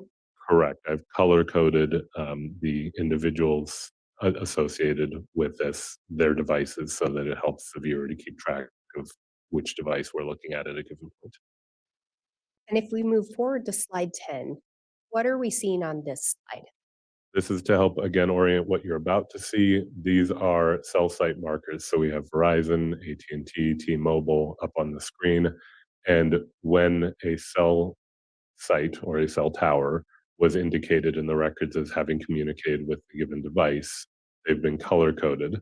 So blue for Lori Vallow, yellow for Chad Daybell's device, and green for Alex Cox's device. And the tower will be represented by that color coded pin. And if we move forward to the next slide, what are we seeing on this slide? This slide again shows the various devices, and it shows the color coding of what's known as an H-plane, which I'll discuss in more detail on the next slide, but it shows that that color coding will be maintained for those as well. And if we move to slide 12. And I think you said you discussed the H-plane a little bit more. Can you explain what we're seeing on this slide and what the H-plane is? H-plane is short for horizontal plane, and as I mentioned before, towers have sectors, and the records indicate a device communicated with a particular sector. So as you see, that black dot is the location of the cell site with which the device was communicating. And the line is the azimuth, or the direction that the antenna was oriented on that sector that the device communicated with. This particular shape is an estimate of how the radio frequencies that are broadcast from that particular sector would propagate. So testing that's been done in a thing called an anechoic chamber, which is basically a room, the purpose of which is to dampen sound and radio frequencies, to dampen their reflection off of objects and so forth, has allowed engineers to determine approximately the shape in which those radio frequencies are broadcast from a particular sector. Now, that would be under laboratory circumstances. The real world is not a laboratory circumstance. So this is a representation of what one would expect in a laboratory from the performance of that sector. It's important to understand this is not where you see this color-coded shaded area. This is where the device is most likely to have been for that event, but it is not a claim that the device had to be within that area or definitely was within that area. It's an estimate of a likely location. And then if we move forward to the next slide, what are we seeing on this slide? This is again to orient us to what we're going to view throughout most of the exhibit. So in producing the exhibit using Google Earth Pro with processed records that can be mapped and viewed in Google Earth Pro, there are certain features that one should be aware of. This top thing in Google Earth Pro is known as a timeline slider bar, and it allows one to move forward and back in time through the records and indicates at what point in time one's currently looking. Then this shaded area, as I mentioned before, is the estimated device location for one of the devices mapped in blue. This one is for one of the devices mapped in green. If you have multiple devices, they'll both be on the screen at the same time with their estimated locations. And then the red points there is an estimated location of the extracted GPS data from Charles Vallow's phone. And what are we seeing on this next slide? Just in order to reduce clutter on the screen, I've used shorthand. In this case, everyone has different initials, so that seemed a reasonable way to do it. So where you see CV, that refers to Charles Vallow. Where you see LV, that refers to Lori Vallow. CD refers to Chad Daybell, and AC refers to Alex Cox with their various color coding. Again, just to reduce clutter. And then what are we going to see on these next slides? These next slides will start bringing us into representations of the actual analysis of these various records when they're all put together. And, what are we seeing on this slide? Yes, thank you. So this was, as mentioned before, I provide some of this information on July 11th, 2019, 8:36 a.m. Chandler Police received the 911 call regarding a shooting alleged to have been in self-defense at 5531 South Four Peaks Place in Chandler. Police officers responded. They contacted Alex Cox at that location and found Charles Vallow inside deceased with multiple gunshot wounds. And during the course of the investigation, Lori Vallow returned to the scene at 8:48 in the morning with her daughter Tylee Ryan. Interviews were conducted with the various people involved, and then cell provider location data, as we've discussed, was later obtained, and the cell phone location data was extracted from Charles Vallow's phone. If we move forward, what does this slide depict? As I mentioned before, when you have a certain amount of information about a case and then you have the data set, the question is, what can that data set possibly tell me? Does it support the claims? Does it refute the claims? Or does it tell me nothing about the claims? These are some of the things that I noted that seemed like they could be tested by looking at the data. Some of these claims include things like the particular time that Charles Vallow was said to have arrived at the South Four Peaks Drive location, the question of whether Lori Vallow was or was not present at the time of the shooting, whether it did in fact end up with his cellular phone after the shooting, which is a claim that was made, whether the children were present, and then events after the shooting. The claim had been made by Lori that she went to a nearby Burger King and that she went to a drugstore to buy flip-flops for herself and the children. She said they had to leave without shoes because of the event, and that she dropped JJ off at Lawrence Life Academy, which is a school that he attended, and then returned after doing all those things. And one other thing is she had made the claim that Alex called Lori after the shooting, and they discussed whether he would call 911 or not. So those are all things that you felt you could try to verify or disprove in looking at the various events and timeline given? Yes, these seem like things that cell phone estimated locations and also communication records should be able to at least give some indication of whether these things were supported or refuted by the data. And if we move forward? Were you looking to corroborate or find something that would refute some of the information provided? Yeah, so specifically with reference to the cell phone, the call detail records from the various providers and also locations on Charles's phone, it's important not to take those things at case value and say, well, the data says that the device was there, so it absolutely had to be there, because the data has an error rate. All data has an error rate. So one of the other things we try to do when we're doing investigations is find other means of corroborating or refuting the data, because if the data are not accurate, we want to know that. And so we are looking for other things that might show. And throughout the presentation, I try to intersperse some of those things that we found. Regarding the records you received, what is the first thing you did with the records? The first thing that I did with the records when I received them is look through the actual raw records and see what sort of records even I had been given, and notice certain things, like, again, the lack of text detail for Lori. And so I asked if that was somewhere else, and determined that for one reason or another, and I don't know why, we don't have it.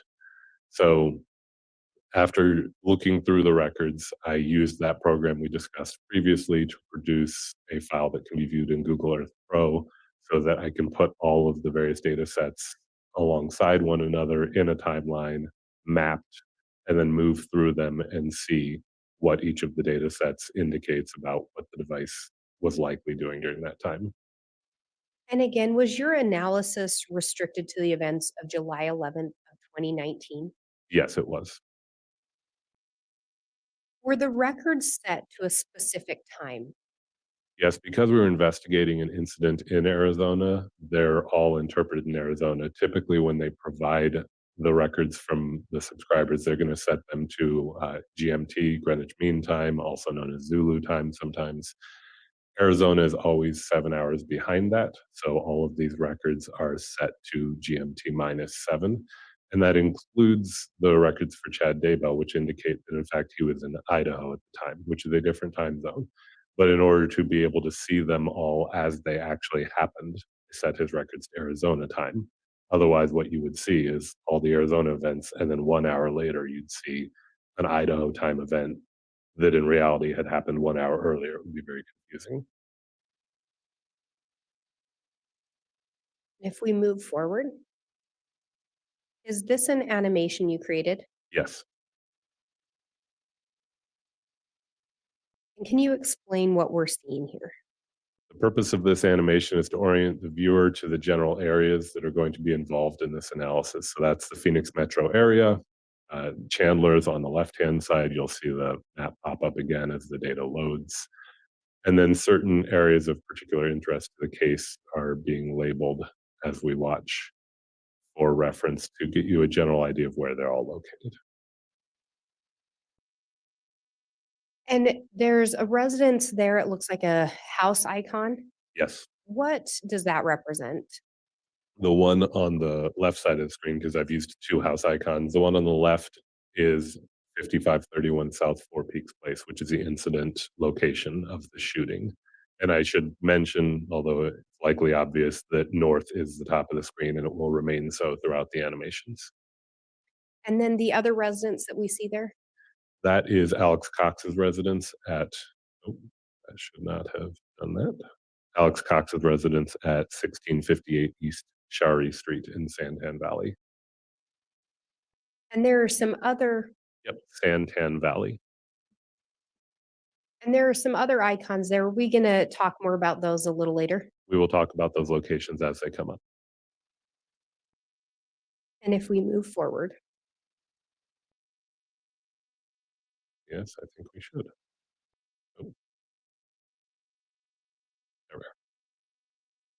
and what are we seeing on this screen? This is an estimate of the distance from the 5531 South Four Peaks Place address to a Burger King that wound up becoming an area of relevance, and the estimated distance is 1.96 miles. And if we go to the, and is that the measurement that was depicted on that?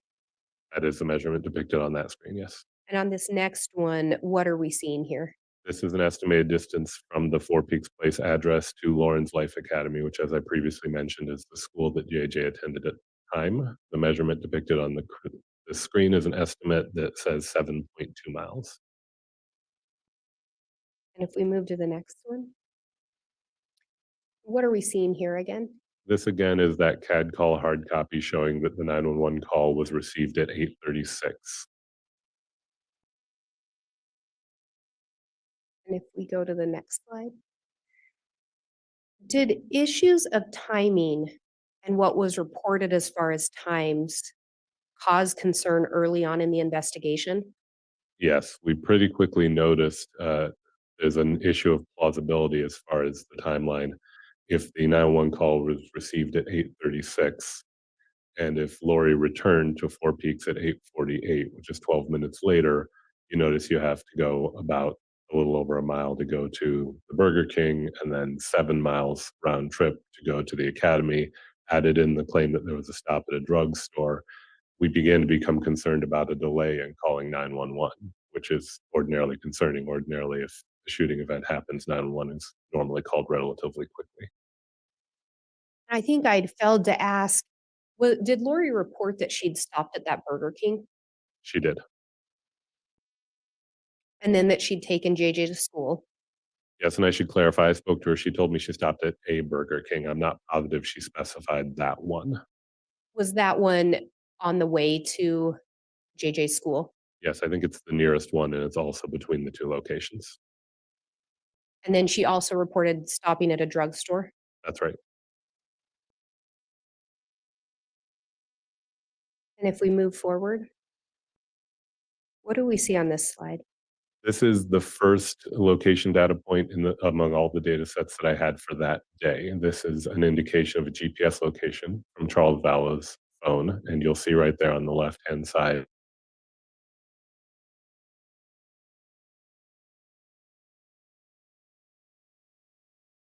True by Hilton at 1950 South Santan Village Parkway.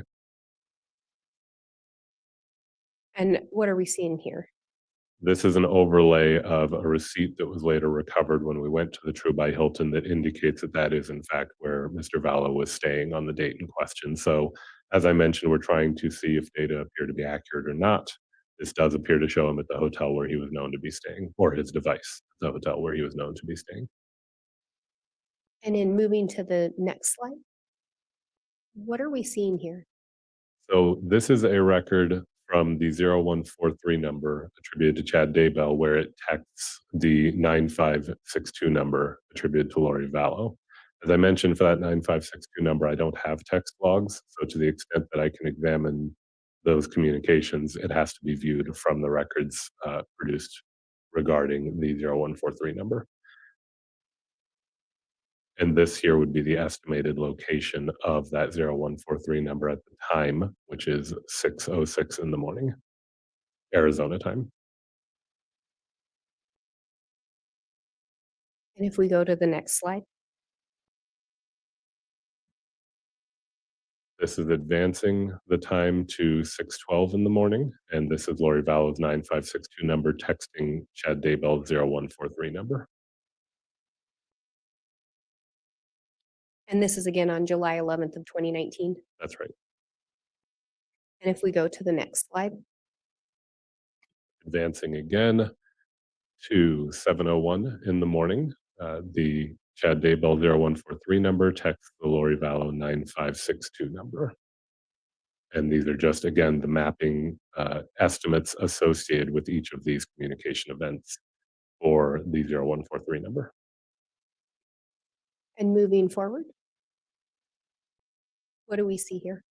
This is starting back at that 0003 GPS event, and it showed the various GPS events all the way up to 0716.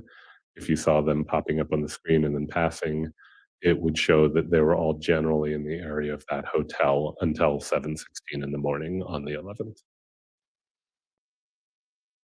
And then if we move to the next couple slides, So at 7:16 in the morning, the device, Charles Vallow's device location data shows it traveling from that Hilton through various streets to the area of the Four Peaks residence. And one of the things I wanted to highlight here, as I mentioned, all data has an error rate. Yes, I do not have any reason to believe that Charles Vallow's phone was actually in the backyard of that neighboring house.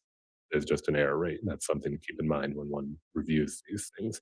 But it shows it arriving in the area of the Four Peaks residence at 7:32 in the morning. and the last communication between Chad and Lori prior to this that you noticed was about 7:01 or just after 7 in the morning. That's right, on that device, yes.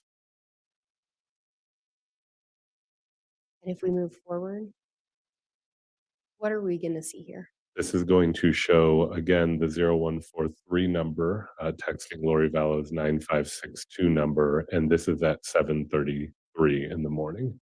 This is the same approximate time that the device data indicates that Charles Vallow's device arrived near Four Peaks. And again, we don't have the content of those messages, is that correct? I do not have those. If someone has them, I'm not aware of it. And this is a device associated with Chad texting a device associated with Lori? That's right. And I'm not familiar with the area, of course, but I imagine those of you up here are more likely to recognize this area. And if we move forward, So until 7:50, the data from Charles Vallow's device indicates it was in the general area of the Four Peaks address. Then about 7:50, you see that it has now moved away and out towards the surface street, which is Gilbert Road. So that's approximately 18 minutes after the device arrived near Four Peaks. It is now off and in transit, and about 46 minutes prior to the time when the 911 call will occur.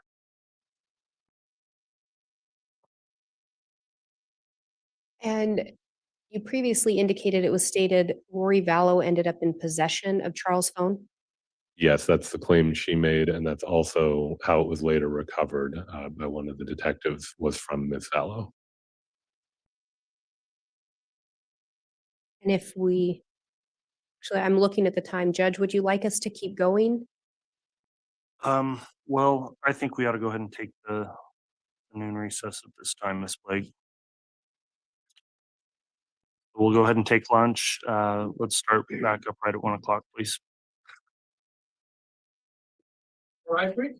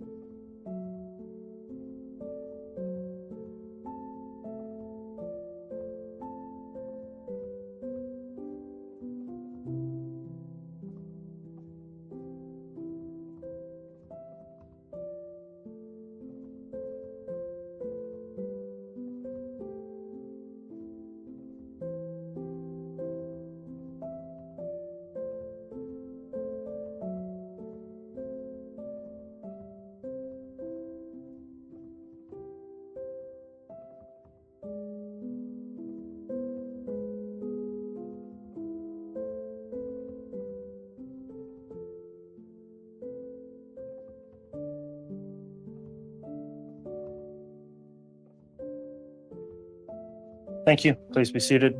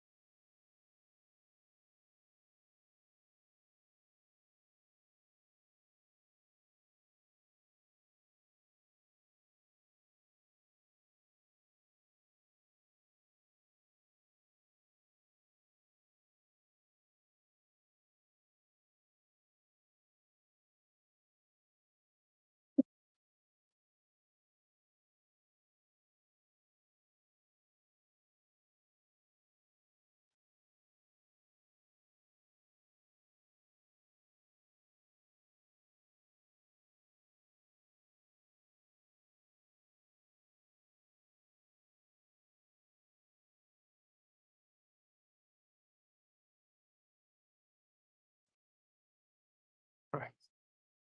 That's best.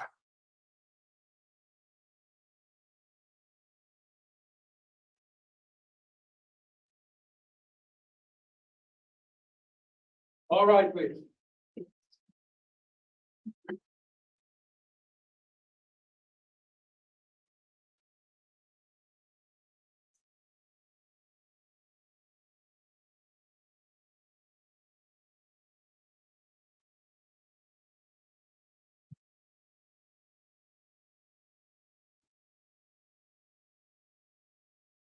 Please offer the account for you.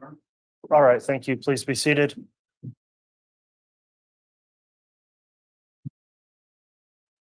Okay, we're back on the record on case CR 22-21-16-23, State of Idaho versus Chad Daybell. Detective Werther's on the stand. I'll remind the witness you're still under oath for your testimony. And Ms. Blake, you were conducting direct if you'd like to continue. And if you're still publishing the Exhibit 43, you can do that as well.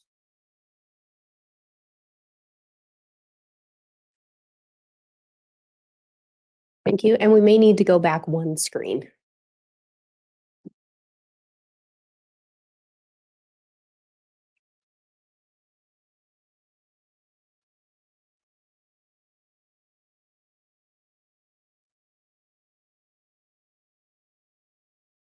I think more than one. There are a few auto advances, and I think they did their thing while we were away.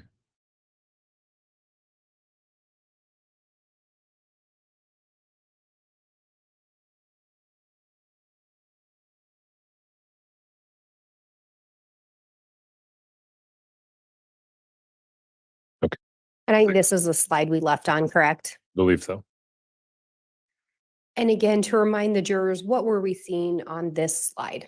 This was GPS location data extracted from Charles Vallow's phone, and this represented that at about 7:50 in the morning, the device left the area of the Four Peaks address that we have been discussing. I had mentioned that that's about 18 minutes after the device arrived and about 46 minutes before the call would be made to 911. And I think we talked about it, but I believe Lori had indicated she had Charles' phone with her. That is what she had claimed, yes. And if we go to the next slide.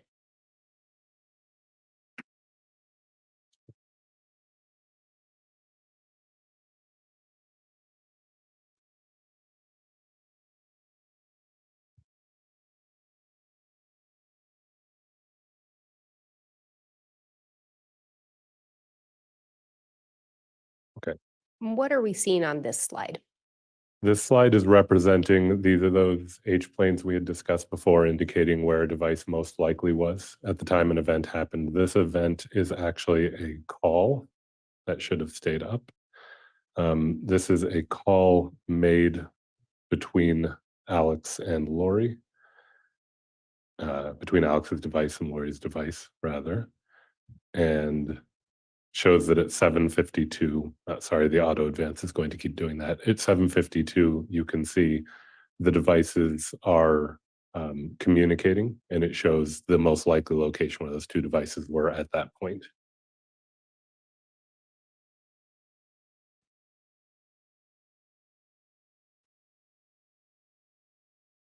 So Lori and Alex's device were communicating.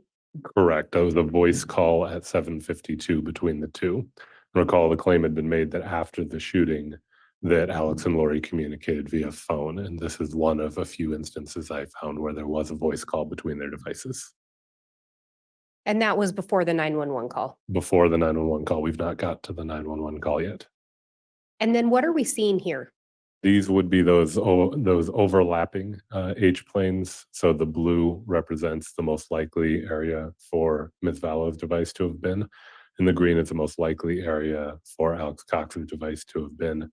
The green, of course, includes the Four Peaks address, and the blue includes the Burger King we're going to talk about momentarily. All right. And if we go forward. Yes.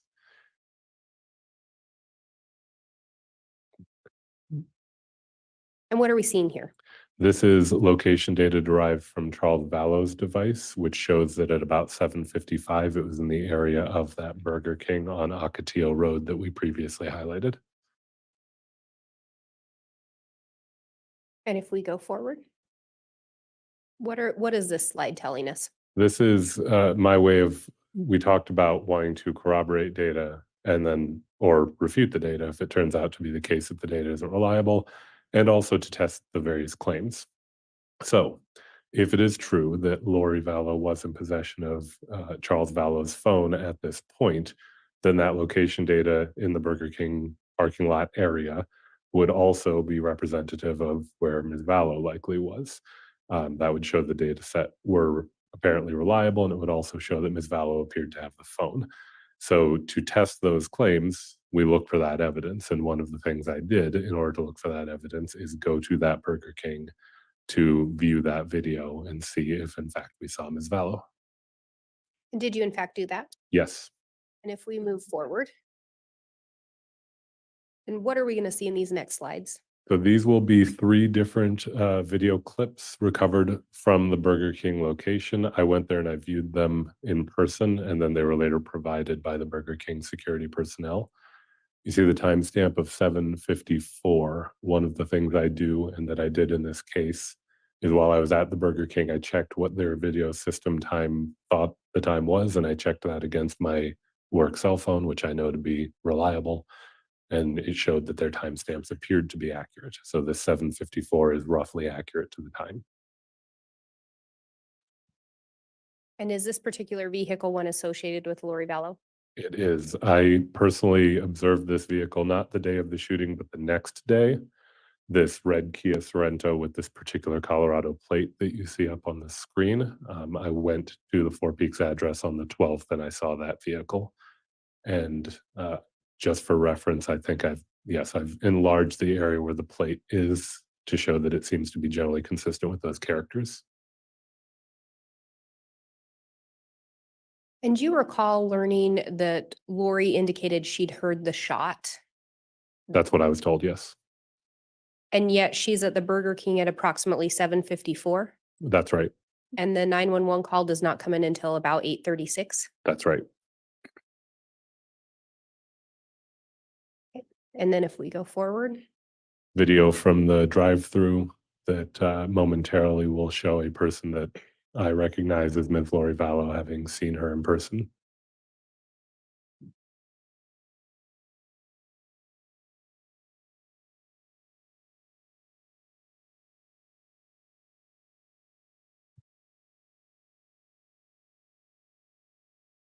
and from this video, could you tell who was in the vehicle with her?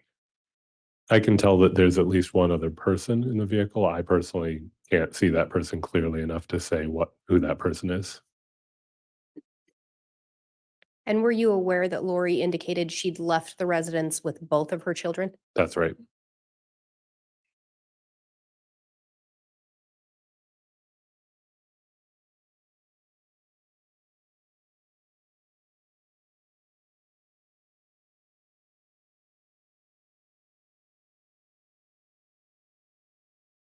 And do you recall the approximate distance from this Burger King and the residence Lori was residing at the time? I said it earlier, it was 1 point something miles. I don't recall what followed the decimal, Fairly close distance then. relatively.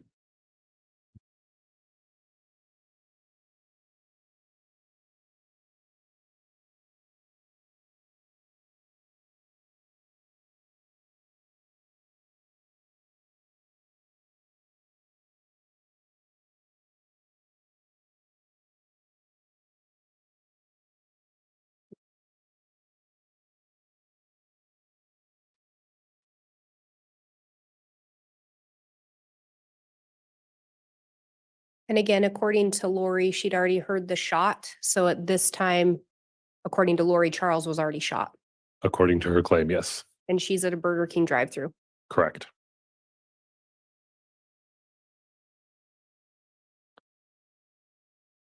And what are we seeing in this slide? This is the video from the drive-through after the order's been accepted, and it'll show the vehicle leaving at 7:55 a.m. And was this consistent with where Charles' phone location showed his phone? That's correct. And what are we seeing on this slide? This just goes back to that claim. So now we have, if we see Lori there, we see Charles's phone, puts the phone location data in that general area. So this would suggest that the claim that she had the phone is supported by this evidence. And if we move forward, what are we seeing here? This is going to be another call, I believe, between Alex Cox's phone and Lori Vallow's phone, and also location data extracted from Charles's phone. And as the animation continues, there will come a point where the H plane from the phone call for Lori Vallow will be overlaid, I believe. Yes, there it is. And you'll see, as I mentioned before, the H plane is where the device is likely to have been. And then Charles Vallow's GPS data also is within that H plane. So those devices are indicated to have been in the same general area.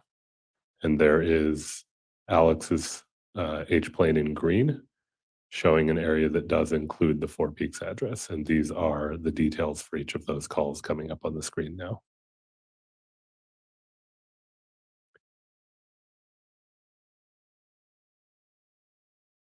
And if we move forward, So the claim had been made that Ms. Vallow stopped at a drugstore to buy flip-flops or sandals for at least for herself and at least one of the children.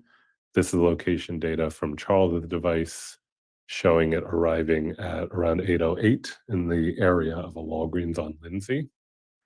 It does not stay for very long, and then actually is going to go to a different drugstore, also Walgreens, I believe.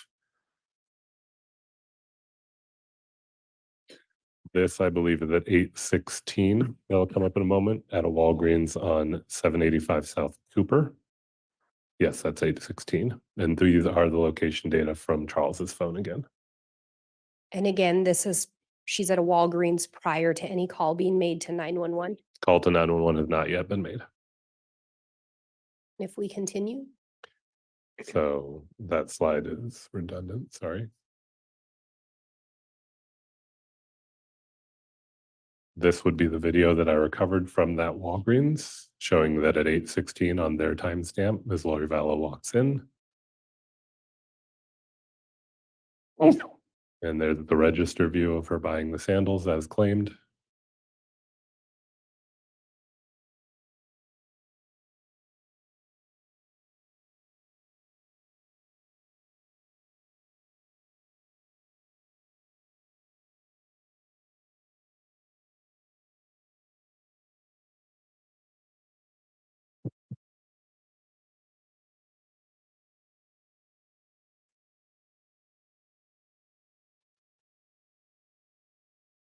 and did this match up with the location data on Charles' phone? Yes, again, everything has an error rate, but the device is in the area of this Walgreens at the same time, And again, this is presumably after Charles has been shot, according to Lori. according to Lori. And again, prior to the 911 call being made. Correct.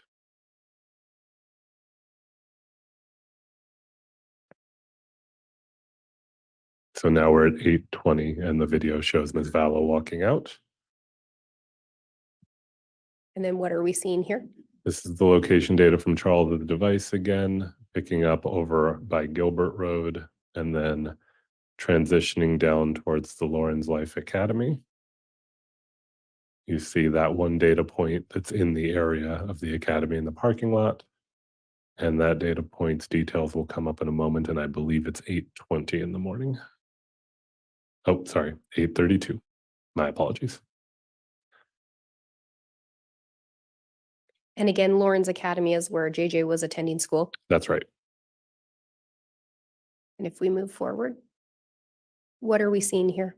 This is going to show Charles Vallow's device location at the time that the 911 call was placed by Alex Cox. So that's the device location in red on Gilbert Road, north of the freeway. And that is the H plane for the 911 call made from Alex's Cox device, which initiated the police investigation in this matter. And this, for reference, is about 63 minutes after the device location data from Charles's phone first arrived in the area of Four Peaks in the morning. If we move forward, This brings us back to that CAD call showing again that it's 8:36, just so that we're oriented. We're back to that point that I brought us to earlier. And if we go to the next slide, what are we seeing here? This is going to be the phone location data from Charles's device in transit down towards the Four Peaks address. There's a point just north of the freeway right now. And then it should pick up and show it arriving in the area of Four Peaks.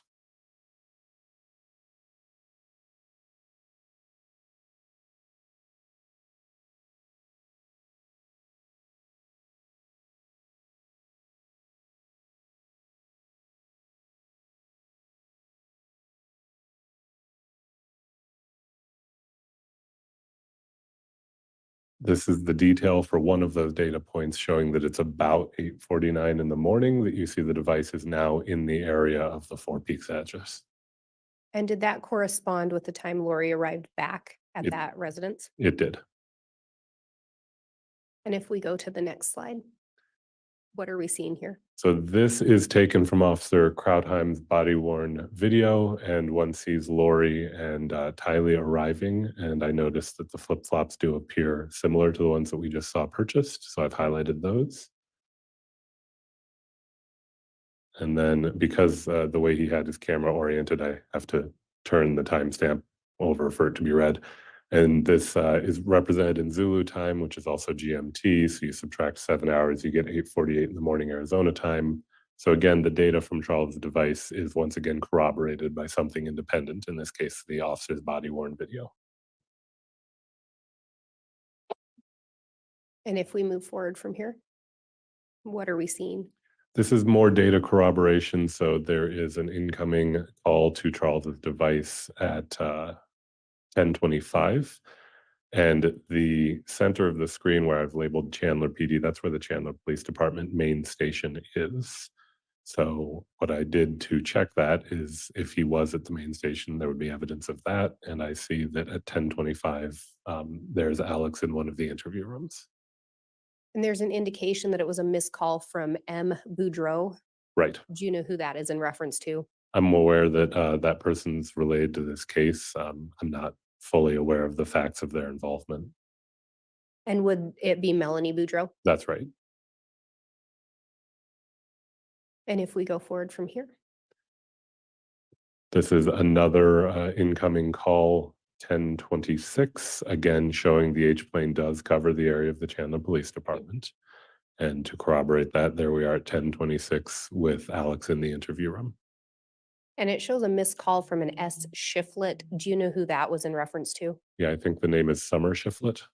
Do you know if she's Alex Cox's sister? I believe that's right. And this is Alex in an interview room? Yes. If we go to the next one. What are we seeing here? This shows that at about 10:40, that's Detective Nate Moffett there. He's returning some items to Alex, and that includes Alex's cell phone. So we've been seeing those missed calls and the indication the device was in the area of that H-plane, and there is the device. And I think you said 10:40. Would it have been approximately 11:40? Yes, thank you. And if we move forward from here, what are we seeing on this slide? This is an incoming call to Alex's device at 12:10, and the H-plane once again covers the Four Peaks address. And if we go forward from here, what are we seeing?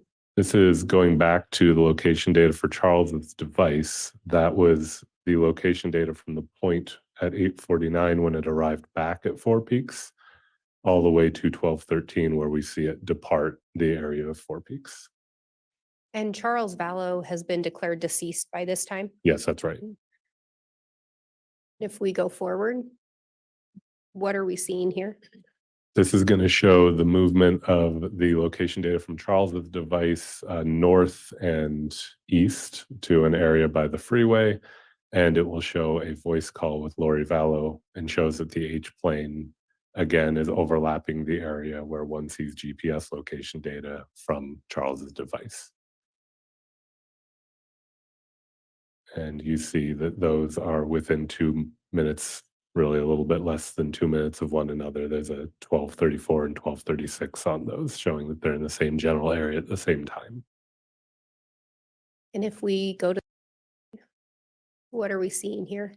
This should show a text from the 0143 number we've been considering attributed to Chad Daybell to Lori Vallow's 9562 number.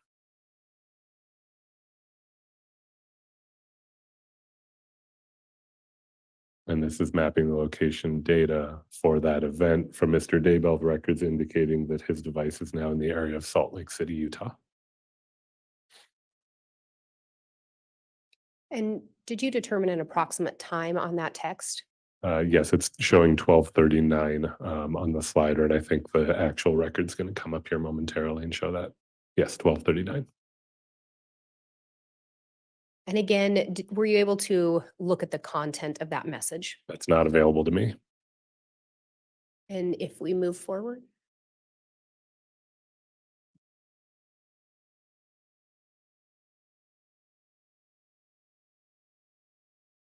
Maybe frozen. Stand by.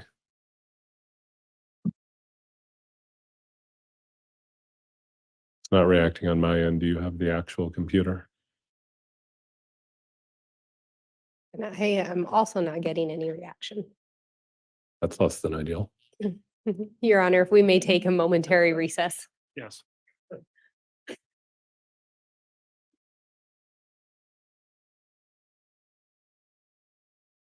And Detective Werther, is it going to be best if I close out and I would reopen it? Be my best guess. If you hit escape so we're not in presenter view, and we'll see if we can note what slide we were on. That'll make it easier.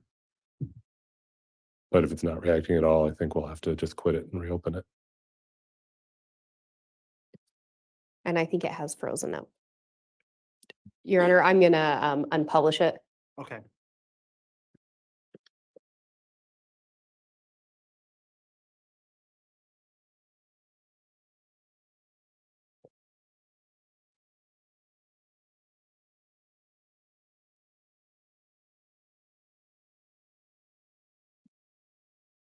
And I believe it may take about 5 minutes to get it back up and running if we want to take a stretch break. Okay, we can, yeah, we'll go ahead and do that.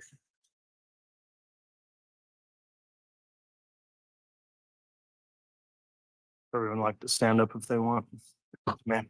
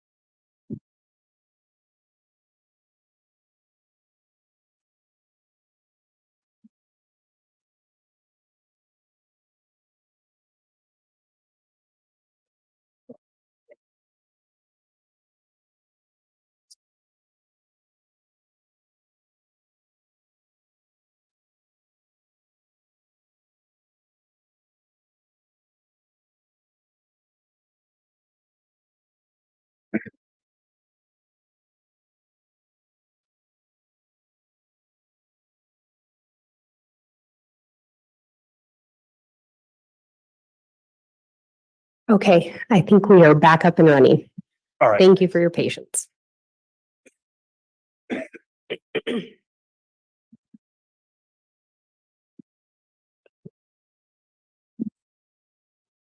Detective Werther, I think I went back a slide, but you'd been talking about a text between Chad and Lori's device.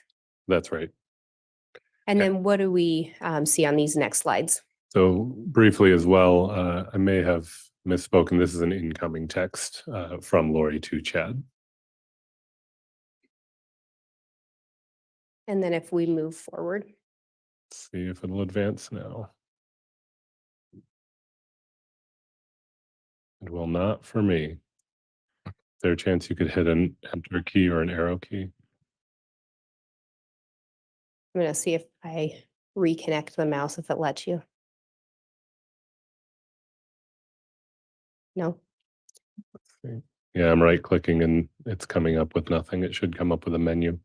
If you hit enter, will it advance? Without the HDMI cable, it was. Let me see.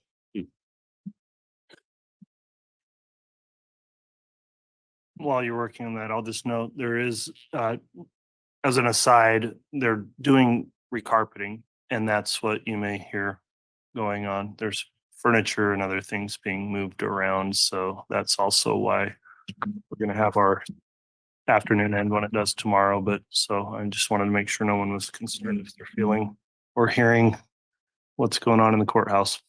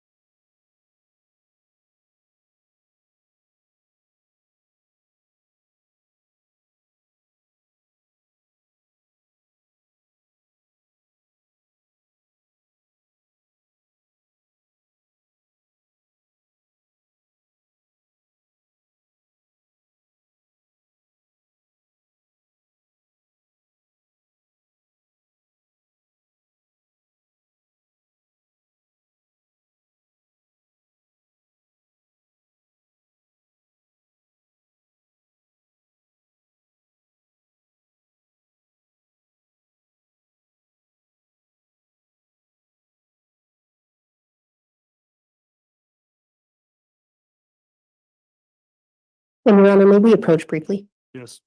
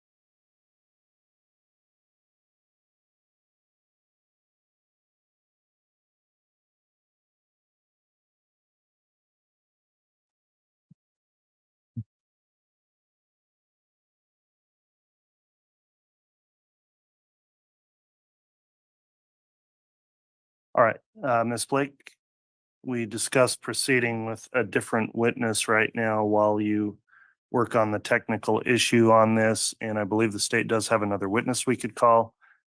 With that, are you moving to allow this witness on direct to step down and have another witness start direct at this time? Yes, Your Honor, that would be the state's request. Okay, any objection to that, Mr. Pryor? No objection, Judge. All right, Detective Werther, you'll still be under oath clearly and under subpoena, so don't discuss your trial testimony with anyone during the recess. At some point, you will likely be recalled to continue in testimony with your direct examination, but in order to keep things moving, I'm going to permit a state's another witness to be called at this time. Thank you, Your Honor. Thank you. Your Honor, the state would call Tara Martinez.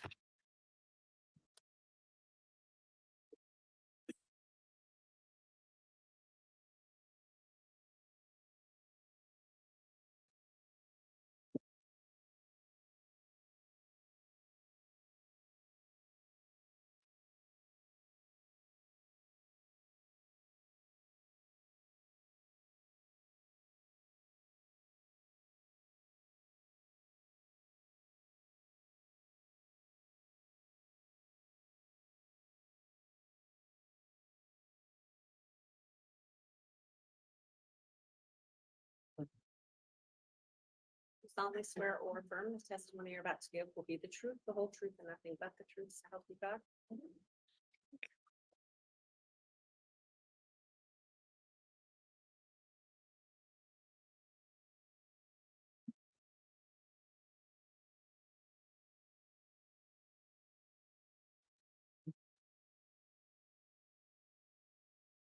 Thank you.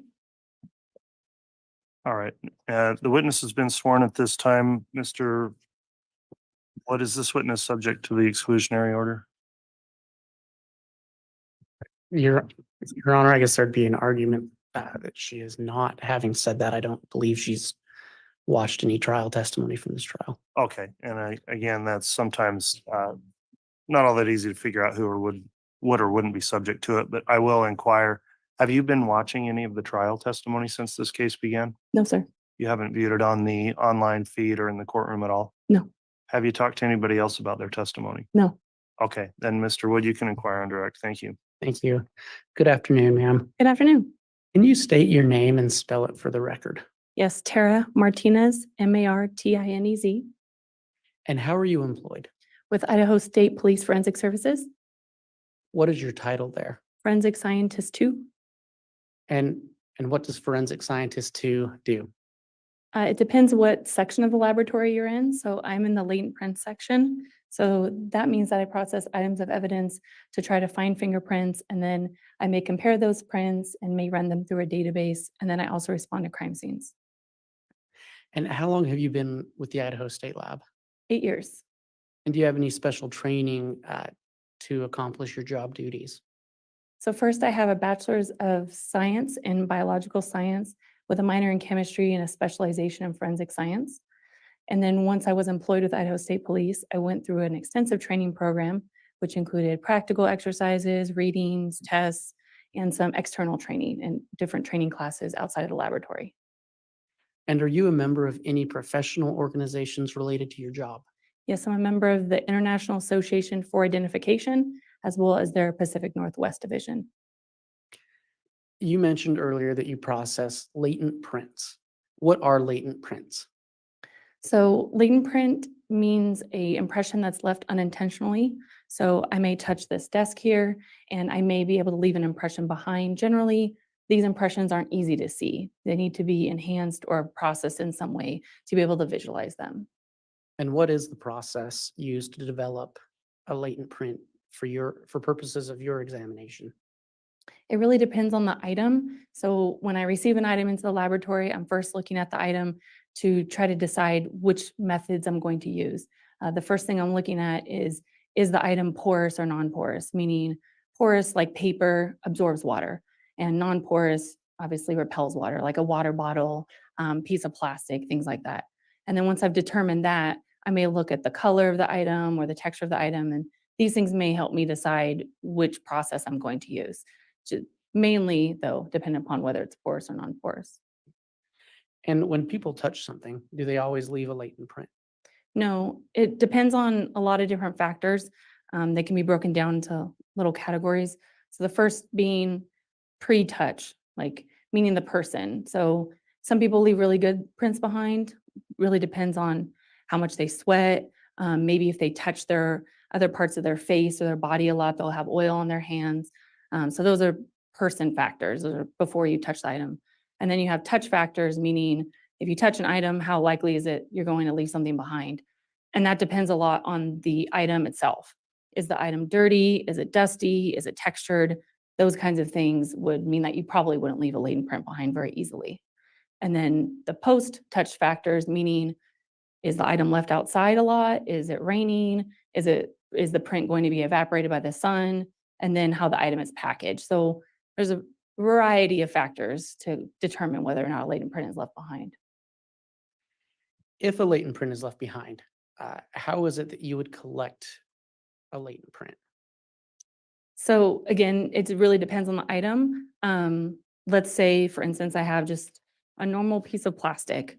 It's non-porous item. There's just plain old plastic. So in that case, I first do a visual examination, and I'm looking here to see first if I see any prints that someone may have left just incidentally. Maybe they have some oil on their hands. So maybe they have more skin cells on their hands and they've just left a print. So I'm first looking for that. I'm also looking at the item to see if there's any other forensic evidence that might be important. Like, are there hairs on the item? Is there a lint on the item? And those things I'm collecting at that point. Then I move on to a different visual examination where I'm using different colors of light to try to see if I can see any prints that may be fluorescing. If you touch other things and then touch an item, you could leave a print behind that is fluorescent.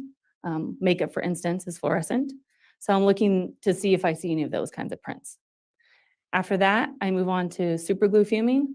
It's very similar to what you may have seen on CSI. It's super glue. It goes in a chamber, and the chamber controls the heat and the humidity. And basically, the super glue just comes into the air and attaches to any moisture on the item. And because latent prints are made of a lot of water, it will attach the latent prints. And this is helpful because the glue makes the prints more visible because it's white now, and it also makes them less likely to be wiped away. And then I move on to a dye stain, which stains the entire item, but will more adhere to those prints that I previously glued. And then lastly would be a powder, depending upon the type of item. When you say powder, is that like the dusting? Yeah, so it's usually black powder, but it's with a brush. And if any of those processes work and you're able to develop a latent print, and correct me if I'm wrong, is that the correct terminology, develop the print or? Yeah, develop a print? print. Okay. Yep. How do you go about comparing it to another print or a person? First, if I see any prints during any of those steps, I'm preserving them at each step that I see the prints. And then at that point, once the processing is done, then it either moves to myself or another analyst to do comparison, what we call it, comparison process.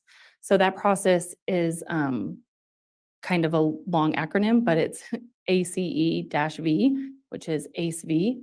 So the A stands for analysis. So I'm looking at the print to determine, do I know where this print came from? Meaning, is it from a palm? Is it from a finger? Is it from the side of a finger? Do I know the location of the print? And then I also look at any kind of distortion. Every print you leave behind, you're making some type of distortion. So I'm looking at, do I see smears? Do I see voids in the print? Things like that. And then once I analyze the print and I say, yep, this print looks good, I'm gonna move it on to comparison, then I can pull generally fingerprint cards from the persons involved that the agency has let us know about. And then I do a back and forth comparison between an unknown and a known. Unknown, again, being the latent print. And I'm doing a back and forth comparison to see if the features I saw previously in my analysis phase, are they there in the known print? And not just are they there, but do they look similar to each other? Is their spacing the same? Things like that. And then the E stands for evaluation. So at that point, I'm saying, okay, I've done my comparison. What's my answer? Is this print from this source of this known or not from the source? Are they the same source? And then at that point, I'll make my determination. And then V stands for verification, where another analyst goes through and does the whole thing over again. And so just to kind of summarize that, you look at the print, determine if it's sufficient to make a comparison, Yes, sir. and then you attempt to make the comparison. Yes, You evaluate that and then have it verified by someone else. yes.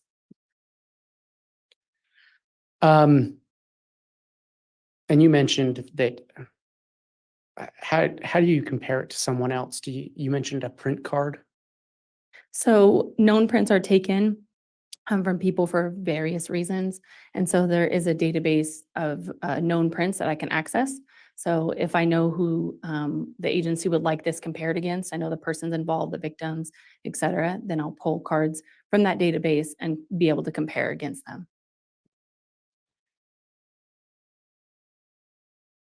And do you ever sometimes go out and get prints from an individual so that you'll have something to compare your latent print with? Yes, sometimes the record isn't very good, like the fingerprint card that was previously taken is of poor quality, or maybe I need areas of skin that weren't recorded, things like that. And we'll go out and take prints from known individuals for that reason.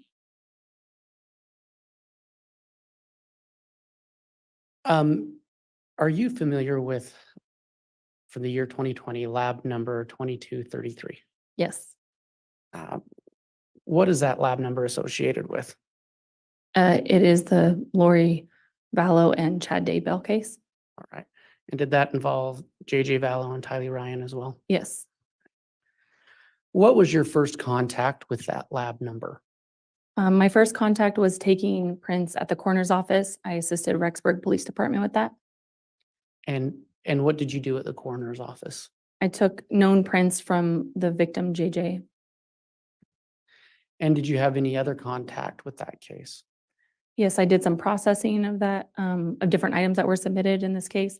And then I also took known prints of two other people, Lori Vallow and Chad Daybell. All right. And did you collect any other samples from them besides known prints? Yes, I also took buccal swabs. That's a swab to obtain cheek cells and saliva in the mouth for DNA. And did you collect any hair samples? Yes, I also did that. Did you obtain any known samples for an Alex Cox? Yes. What were those? I got two different samples. One was a standard fingerprint card where you're recording all 10 fingers. That was from the Federal Bureau of Investigation database. Like I said, you can be in there for a variety of reasons. And then the second cards I received were from the Gilbert Police Department that they submitted to me. And the Gilbert Police Department, do you know why they had his fingerprints? They said they were from his autopsy. Did you do, referring to this lab number, did you do any actual latent print examinations? Yes. And can you tell us what items you did that on? So I checked out and processed items 10, 11, 12, 13, 14, and 18. And did you process those items to search for prints? Yes. Okay, so let's, do you recall what item 10 was? Yes. Item 10 was a white drawstring bag, like a trash bag, with gray colored pieces of duct tape attached to it. And per the agency, that was the bag around the head of JJ. Were you able to develop any prints on that bag? No. Next was, I believe, item 11. Yes. What was that? Item 11 was a mass of plastic and gray colored pieces of duct tape, said to be plastic and body bag JJ. And without getting into the specifics of that, were you able to develop any latent prints on that item? Yes. Okay, and we'll come back to Yeah. that in a minute. I believe the next item was 12. 12. What was that? 12 was one piece of gray colored duct tape, and that was reported to be from the mouth of JJ. And were you able to process any prints on that? I did not get any prints on that, no. Okay. And item 13? Item 13 was one mass of gray colored duct tape And that was said to be from the ankles of JJ. Were you able to develop any prints there? Yes. And item 14. Also one mass of gray colored duct type tape said to be from the hands of JJ. And I believe the last item, was it 18? 18, yes. And what was that? One green colored piece of plastic with Lidica Corporation written on it. And it was said to be a green bucket from bag 2 of 3 from Tylee. And were you able to develop any prints from that? No, From any of those items, were you able to collect any hairs? yes. Where were you able to collect hairs?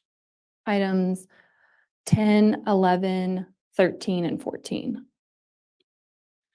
And just briefly, let's talk about item 13. You said you were able to develop some prints from that. Yes. Were you able to do any successful comparison with those prints? I did comparison. I don't know the word successful is, I'm not sure. but Okay. Let me explain. So I was able to develop 2 latent prints from item 13. Those were 13.1 and 13.2. And 13.2 was established, once it was in the comparison phase, it was established that it was not enough rich detail for comparison. So at that point, there's nothing further to do. There's no comparison to be made. Whereas 13.1 was enough to compare and moved on to the comparison stage, but no identifications or exclusions could be made. So the print became inconclusive, and that was due to the quality of the latent print. So sometimes there's enough detail that you can do some comparison, but you may not be able to render a conclusion of identification or exclusion, and it kind of just gets stuck in the middle. So inconclusive is maybe the better word than Yeah. successful or unsuccessful. Yes, Okay. yes. I'd like to talk to you about item 11. And if you can just briefly remind the jury what item 11 was. Yes, item 11 is black colored plastic and gray duct type tape.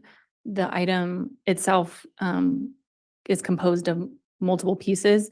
So I labeled them separately. So 11.1 to 11.11 is the gray colored duct type tape. And then 11.12 to 11.15 is the plastic pieces. And Your Honor, I'm going to ask that the witness be handed what's been marked as State's Exhibit 210. And I do have a courtesy copy for counsel and the court.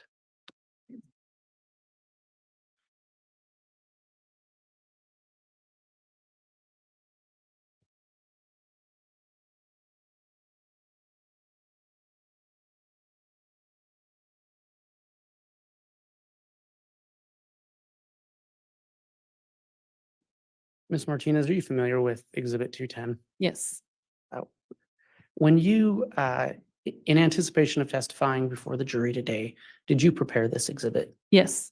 And what does that exhibit purport to be?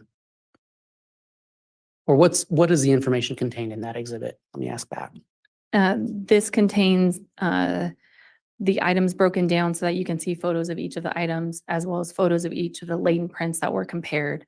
And it includes what we call our charts, which is basically like my markup of the prints. And Your Honor, I believe that this comes in by way of stipulation. But I would ask this exhibit, or let me ask a couple more questions. Did you prepare that in anticipation of testifying before a jury? Yes, And do you believe that that would help the jury understand both the work you did and the results you found yes, on this case? Your Honor, I'd ask that State's Exhibit 210 be entered into evidence. Any objection? Judge, it's entered by way of stipulation of the parties. All right, then 210 is admitted, states 210. And if I may publish, Your Honor. Yes, you may.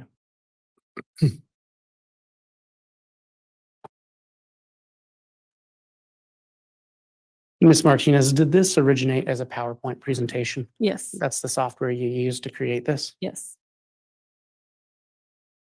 And Your Honor, I'll be just publishing through the Elmo. Okay.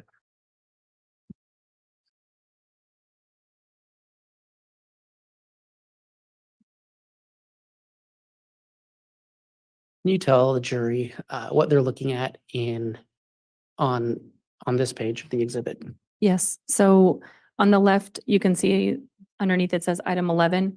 So there's two different areas, I guess, of plastic on this photo.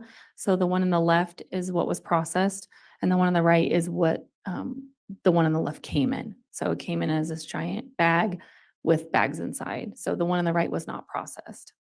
And then on the right photo, where it says item 11.12, this is just 11.12, so being one of the pieces of plastic that was in that bundle. And then if you look at the top right there, you can see it says 11.12.1. So that's just an indication of where the lane print was on that item.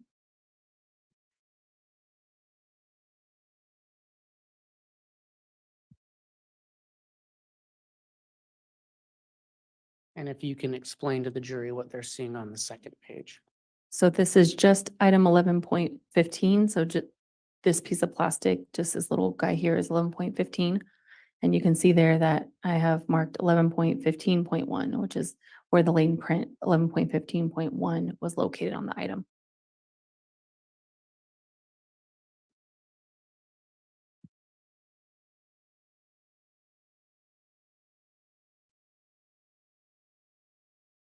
If you can tell the jury what they're looking at here.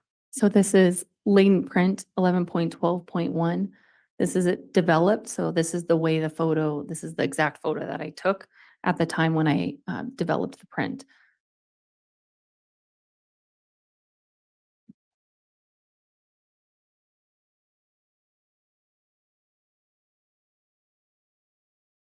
And what are they seeing here? And this is the same photo, but I enhanced it. So I took it into Photoshop and I made some changes to make it black and white instead of it being that yellow color, and up the contrast. So it's the same picture, it's just adjusted.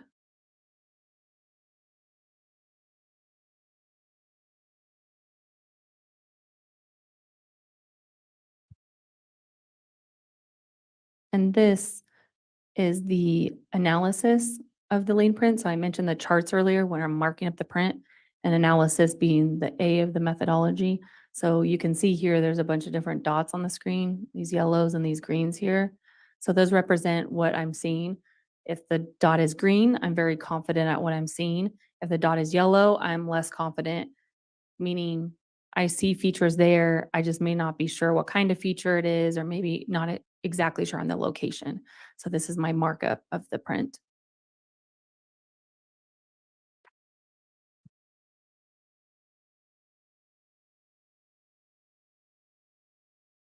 And then this is the comparison charting, as I said, the C in the methodology. So on the left, you have the lane print, and on the right, you have the gnome print. And this is my back and forth comparison between the two. You can see the dots that are blue, and then I numbered them for court reasons to correspond. So you can see the correspondence between the two.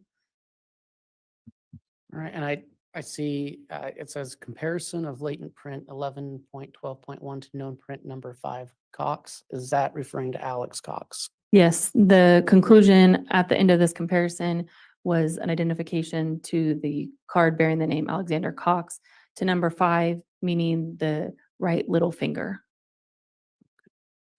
And again, when it says item 11, it's referring to the black plastic that JJ's body was found in. Yes.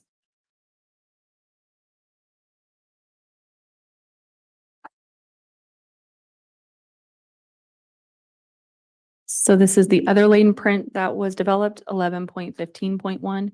Again, this is the photo that was taken at the time when it was processed with the dye stain.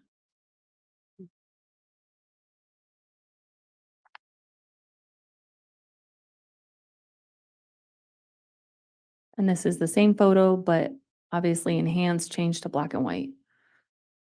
And is that, can you tell what body part that print is from? In my analysis, I believe that I wrote that it was likely a palm. That is based on the flow I'm looking at here. You can also see that it's much larger than the finger we just looked at. There's also some creases here and some other indicators that it's likely from a palm print.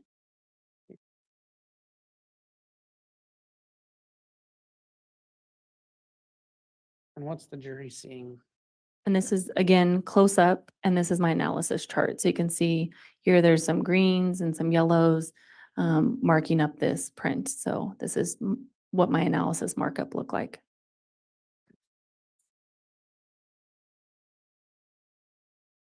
And then here's the comparison markup again in the blue dots. Those are the correspondence with the corresponding numbers.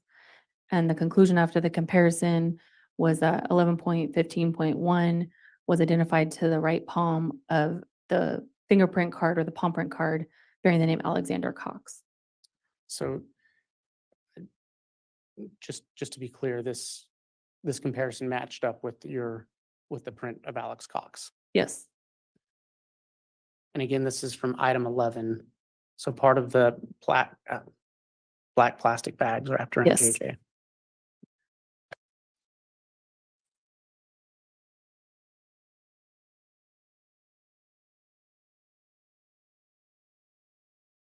Ms. Martinez, were you able to verify any other fingerprints from anyone else? Oops, I'm sorry.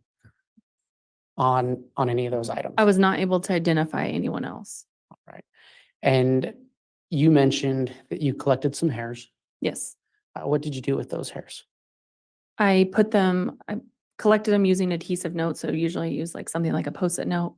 And I collected them and repackaged them in coin envelopes, and then they were returned with the item inside the item's original packaging. And was that for other people to do different types of analysis? Yes, I don't do hair analysis. So anything that I see that could be used for somebody else may want, like hair, lint, fibers, things like that, I will collect and save. Your Honor, I have no further questions at this time. Right.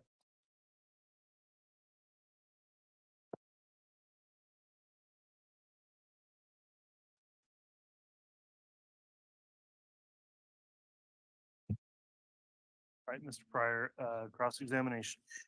Judge, before we start, I have Defense Exhibit 41 I'd like to have marked. And my understanding is that it's by stipulation of the parties. Oh, yes.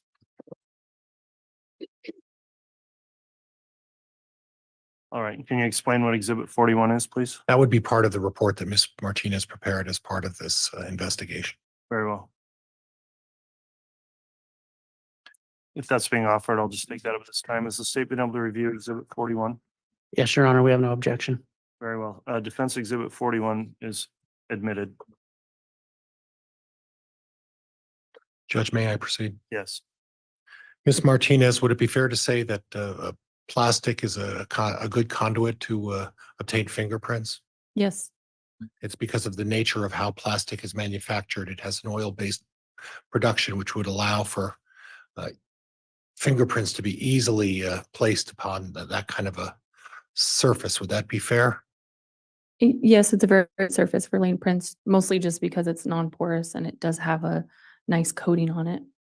And in this particular case, you were clearly able to identify a fingerprint of Alex Cox. Is that right? Yes, And a hand, the bottom of the heel of the hand of Alex Cox on this plastic. Is that right? it wasn't the bottom, but yes, a piece of the palm, yes. The piece, I'm sorry, the piece of the palm. Of Alex Yes, Cox. under the two fingers right here, the middle finger and the ring finger, so higher up in the hand. Okay.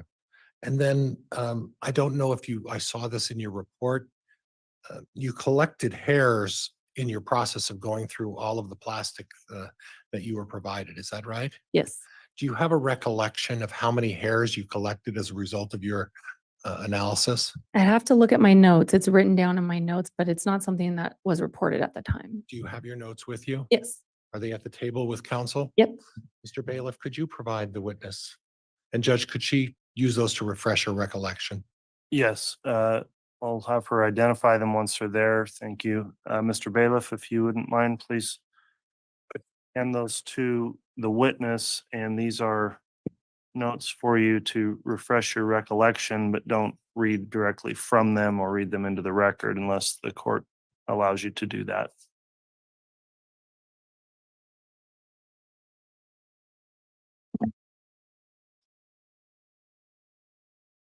Just to clarify, sir, just item 11 hairs, is that what you would like? All of the hairs that were located on all of the plastic that was submitted to you. All the plastic, okay. all of the plastic.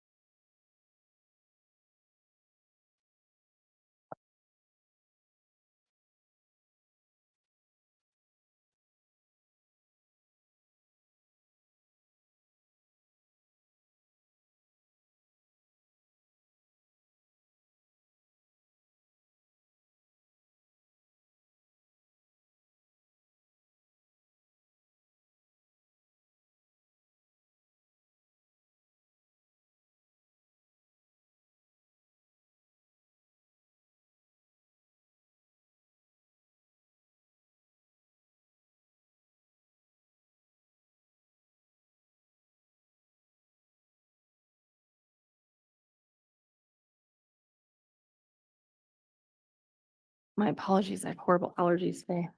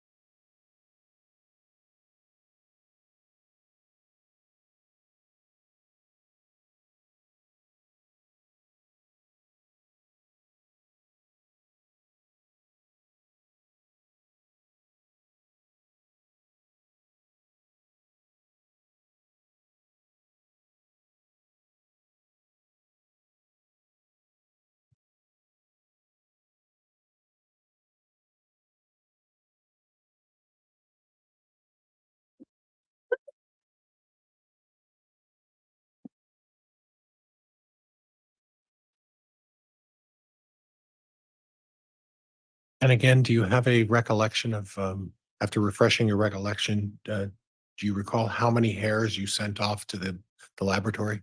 It's hard to say exactly how many because I collected them kind of as bundles and not every hair was collected individually. Okay. But it looks like about 50 different adhesive notes were used to collect them. And that's between items 10, 11, 13, and 14. Okay. So there were a significant number of hairs that were located on the, Yes, on all the plastic that was submitted. and those hairs were sent off to Bode Laboratory, is that right? I don't know where the hairs went. I just repackaged them. Now, at any time, did you find all of those hairs on the first run through, or was that over a process of time that you were examining the plastic? It looks like over a process of time. So some of them were right away during the first visual, and then others were seen after multiple processes. And after multiple processes, you were able to identify these two latent prints of Alex Cox, is that correct? Yes, And obviously, you've already noted that you are not, it's not within your department to deal with the latent prints, is that right? it's within my department to deal with the latent prints. I do latent prints. I'm not. Do you I'm mean sorry, DNA? DNA. Yeah. I am so sorry. No problem. Yeah, no, I don't do anything with DNA. And I don't have allergies, so I don't have an excuse.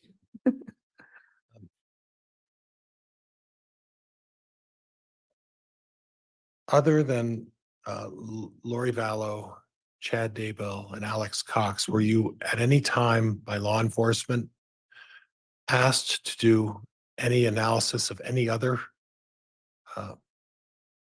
people, to do a comparison of any other prints? No, I was asked to just do the comparisons for the people that were involved. So JJ, Lori, and Chad were the only people that I compared against. Okay. And law enforcement determined who were involved in this, is that right? Yes, and that's pretty standard. We don't know their investigation, so they let us know who they would like us to look at. They set the criteria as to who you want to have hairs and prints tested against, is that right? Yes. Okay, Judge, I have nothing else. Thank you. All right, thank you, Mr. Pryor.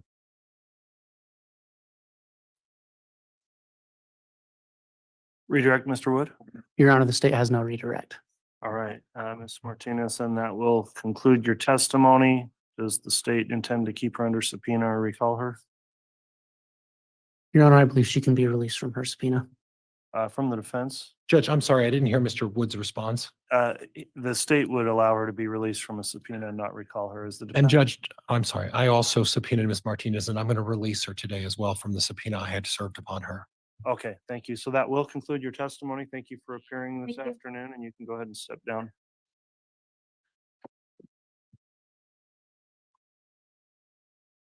If I could have a sidebar, please, with counsel.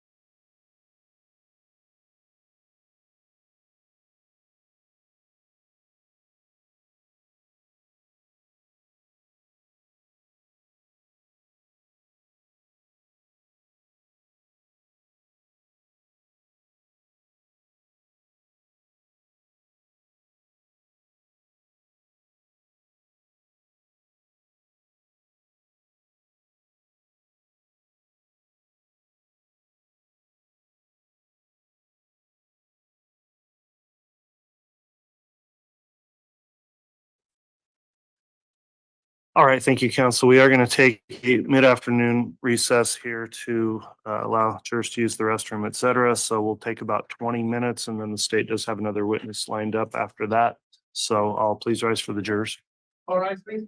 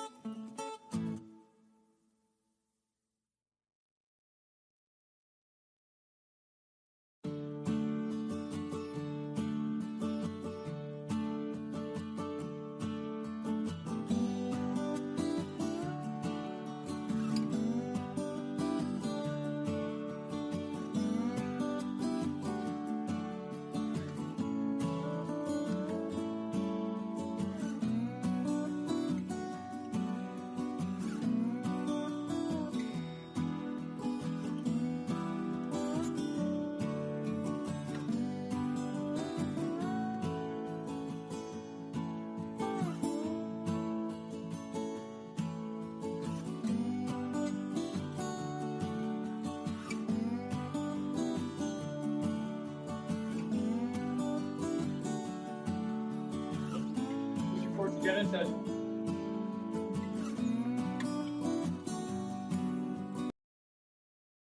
Thank you. Please be seated.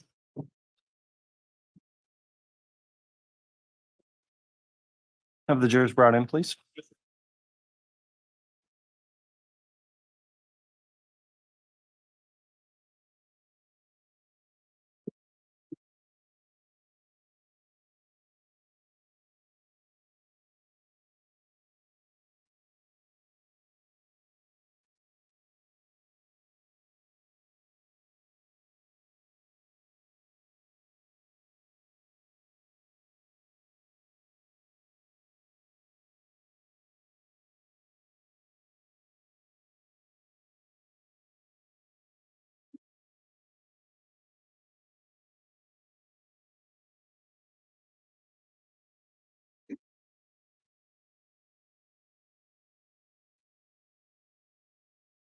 all right, please.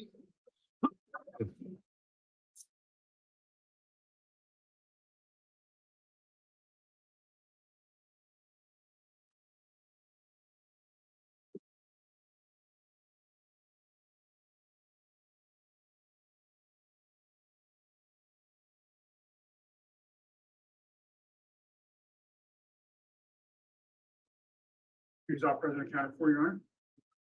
Thank you. Please be seated.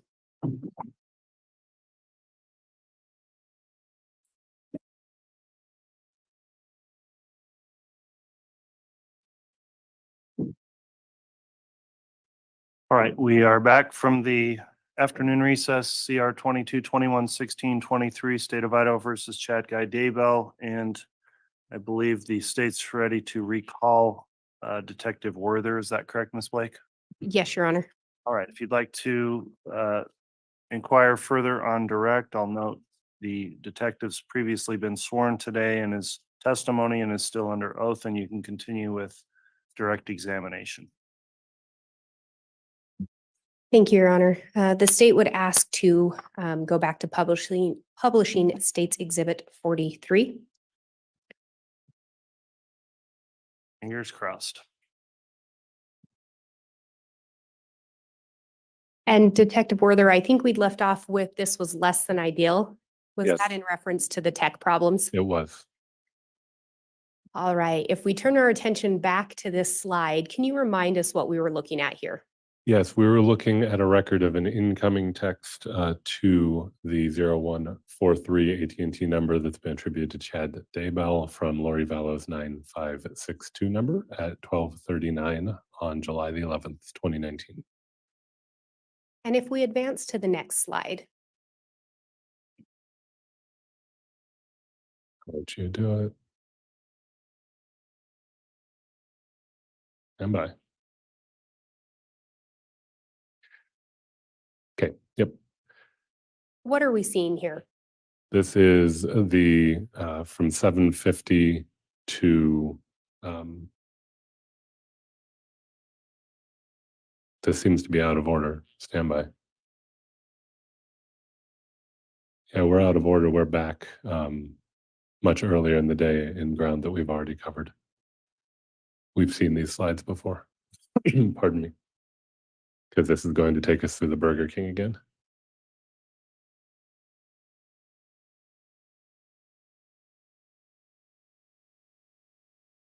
From memory, I think it was slide 81 where we ought to be.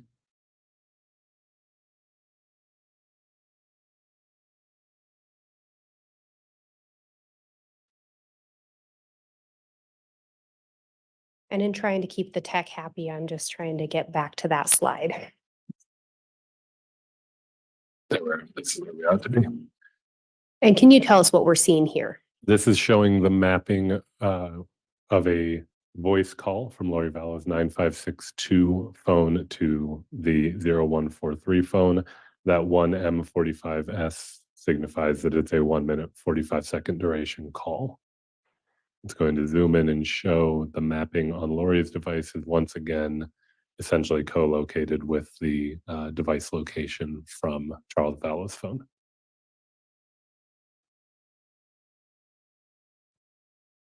And there we see the details of the call with the duration rendered in seconds, but that's 1 minute and 45 seconds.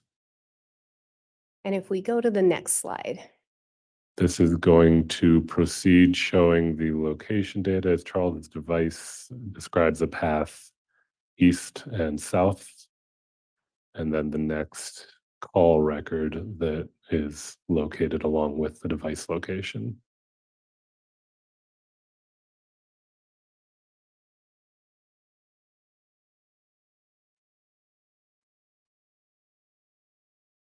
This time we're looking at an H-plane for Alex Cox's phone records indicating there was a connection to a tower in that area, and that area also is the same area where Charles's device is. So this shows more than likely that the device used by Alex Cox is in the same area as Charles Vallow's device. And this is almost 1 o'clock. Yep, 12:57 for the location from Charles Vallow's device and 12:59 for the voice call. And if we go to the next slide. Here we have an outgoing text from the 0143 number to Lori Vallow's 9562, and this is at 13:11, which is 1:11 p.m. So another communication between Chad Daybell and Lori Vallow on July 11th. Between their devices, yes. And if we go to the next slide, what are we seeing here? These are more data points from Charles Vallow's phone, and it shows it arriving in the area of Alex Cox's home. They're on 1658 East Shari Street in Santan Valley, and the time is going to be 13:26. And if we go to the next slide. This is another text, this time incoming to the 0143 number from Lori Vallow's 9562 number, and at 13:39. If we go to the next slide. Text going outgoing at 13:43 between the same two numbers. And the next slide. This is showing the mapping from Charles's device and then a rather large H-plane for Lori Vallow's device that includes the Cox residence. The incoming call from Melanie Boudreau's number to Lori Vallow's number for a 5-minute, 58-second call. And if we go to the next slide. Another text, this one outgoing from the 0143 number to Lori Vallow's 9562. And the next slide. This is the H-plane that we left off with, and it's going to transition to show that the H-planes for both Lori's phone and Alex's phone are in the same general area. And I believe that's the next slide, my apologies. This one just shows an H-plane for Alex's for an incoming call. That -1's a default value, so I'm not sure who called it, isn't in the records. And if we go to the next slide. This shows Charles's location data still in that area, and then location data from Lori Vallow's 5452 number with an H-plane that includes that residence. And this is at 14:07 and 14:08. And there's an indication there that a number associated with Lori called Detective Inklin's desk. Yes, Detective Inkland, the member of my team now. She was on the robbery homicide team at the time and involved in this investigation. And she's the one who received that phone call. And do you know if she's also the detective that interviewed Lori Vallow? Yes, she is. And if we go to the next slide. So this shows that and remember that there are two phones associated with Ms. Lori Vallow. So the 9562 H-plane is the top one. The 5452 is the bottom one. Shows that they are overlapping and they're within 2 minutes of one another, basically showing that they're in a similar area that includes that residence. And was Charles' phone also located within that vicinity? It was. I don't believe that the data point within this very narrow time frame, but it's been located in that location, and we'll see data coming up shortly that shows it still is. And then I see a note down there, a number associated with Lori Vallow called the Valley of the Sun Mortuary. Yeah, so highlighting this number here, if you take that number which is 480-895-9232. I'm going to advance to the next slide now. That's the phone number for the Valley of the Sun mortuary.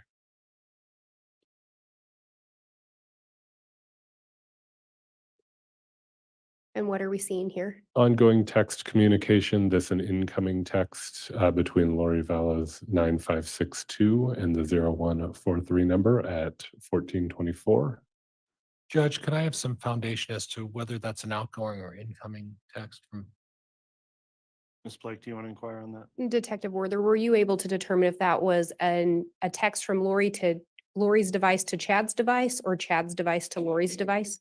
So it's incoming to Chad's device. If you look here below the number, it reads incoming SMS, which is derived from the raw records, and it indicates the target number. So this is being received by the 0143 number, but because it's incoming, it's connected to the 9562 number.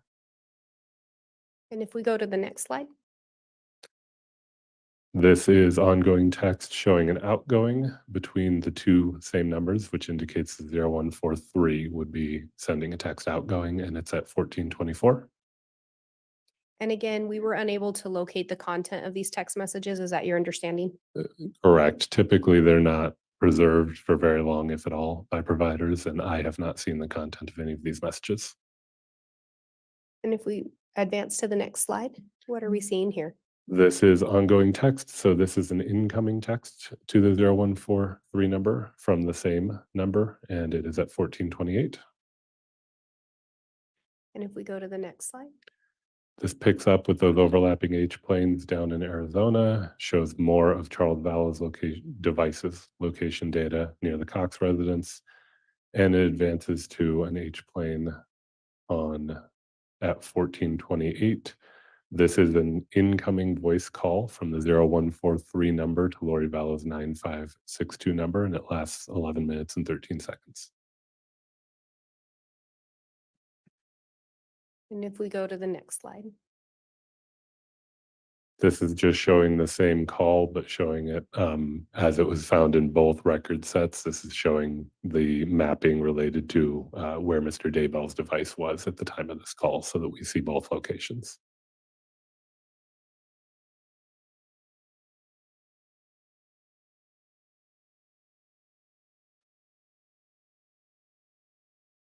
and the device associated with Chad Daybell is showing as in somewhere in Idaho at that point. Yes, that's right. So same call. And what are we seeing here? This is going to advance to where the device associated with Alex Cox calls Detective Inclan's desk. There it is. And it shows the location data extracted from Charles' device is in that same general area where that H plane is. And this is the call to Detective Inclan's desk from Alex Cox's device. And if we advance to the next slide,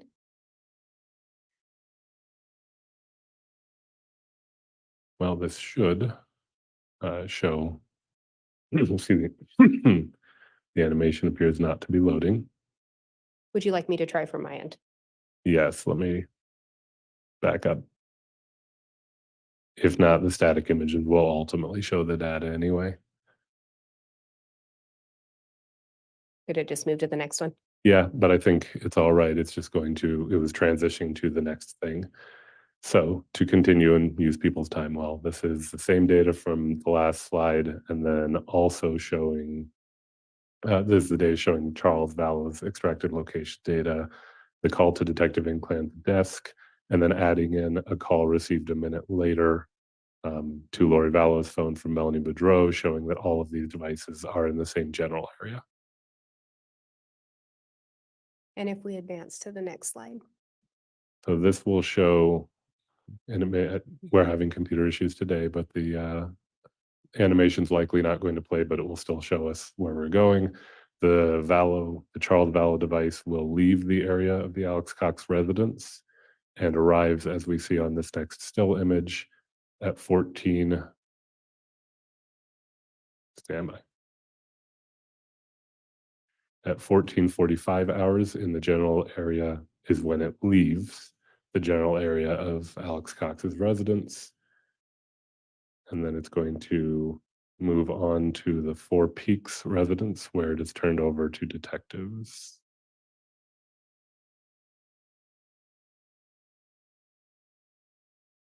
There we are.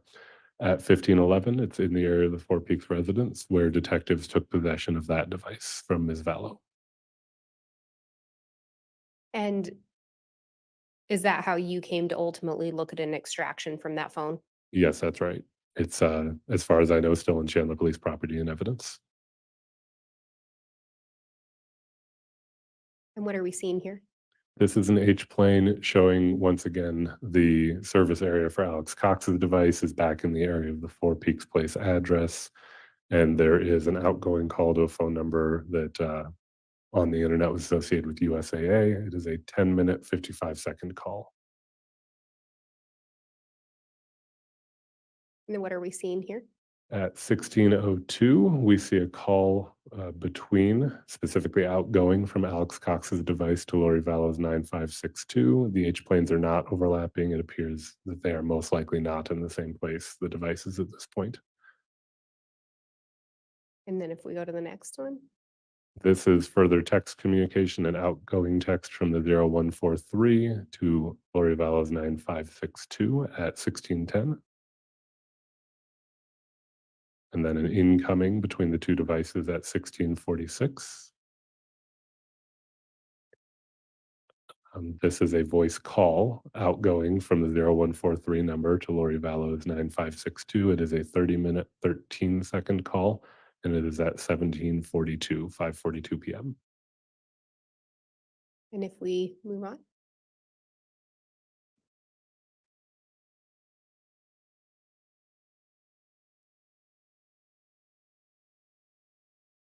Okay.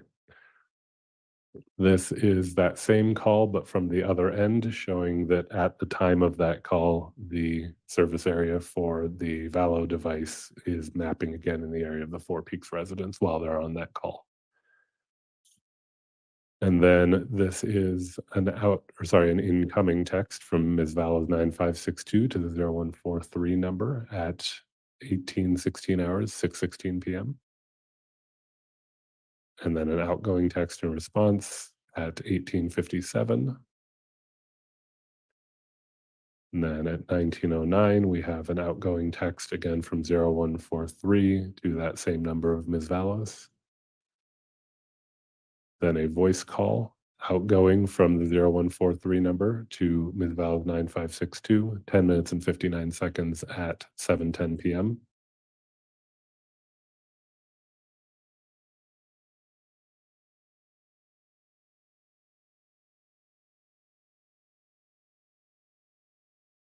Okay. This is that same call mapped again on the Arizona side from Ms. Vallow's records, showing again in the area of the Four Peak residence while that call is happening. Another outgoing voice call, but this one from the 0143 number to that Valley of the Sun mortuary number that we saw earlier. This is at 7:34 p.m. and the call lasts 7 minutes and 14 seconds. In my analysis of that day, which is what I did the analysis on, it's the only call or text from that device to any number other than Ms. Vallow's. and Ms. Vallow had called the Valley, or a device associated with her had called the Valley of the Sun mortuary earlier in the day. Correct. And now the device or a device associated with Chad Daybell placed a call as well. That's right. Now it is 7:50 p.m. and there's an incoming text from Ms. Vallow's 9562 to the 0143 number. And then at 7:52 p.m., an outgoing text from the 0143 to the 9562.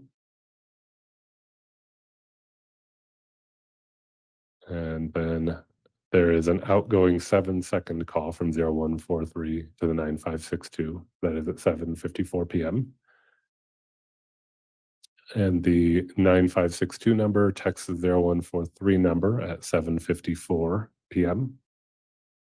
And then there is a 13-minute and 2-second call outgoing from 0143 to 9562 at 7:54 p.m.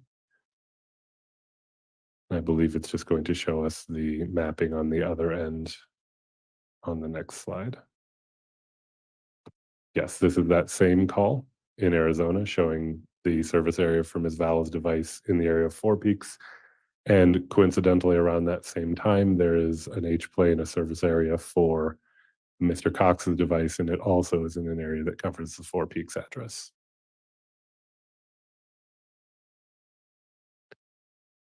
Ongoing text communication, we are up to 9:10 p.m. and outgoing text from 0143 to 9562. Another outgoing text at 21:35, 9:35 p.m. between the same numbers. And that brings us to the end of the exhibit. And what are we seeing on this slide?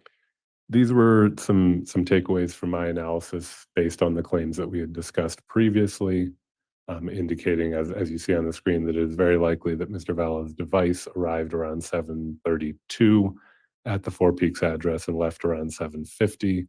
And there are multiple instances where that device is then co-located with Ms. Vallow's devices and also her known location from video and other sources. So it seems to support the claim that she left the Four Peaks address with Mr. Vallow's device, which, as I understand it, was claimed to have been after the shooting had occurred. If all of that is true, then there's at least a 45-minute delay between that event and 911 being called. Otherwise, if it wasn't true, then it would be hard to see how they could have witnessed the event as they claimed. And then there are the communications that we've seen between the device associated with Mr. Daybell and with Ms. Vallow through the day, and the call to the Valley of the Sun mortuary. And at some point, as part of the investigation, did you learn that Chad Daybell and Lori Vallow were engaged in some form of extramarital affair, or there were at least allegations of that? That's my understanding. But on this particular day, these communications were the day Charles Vallow died, correct? That's right. And the communications between Chad and Lori were throughout the day? Yes, as we've seen. And they started prior to Charles arriving at Lori's residence? Yes, I believe the first one's in the 6 a.m. hour, Arizona time. And there was a text from Chad to Lori around the same time that Charles Vallow arrived at the residence? From that device to Lori's device, yes. I have no further questions. All right. Once you're ready, Mr. Pryor, you can cross Thank you, examine. Judge.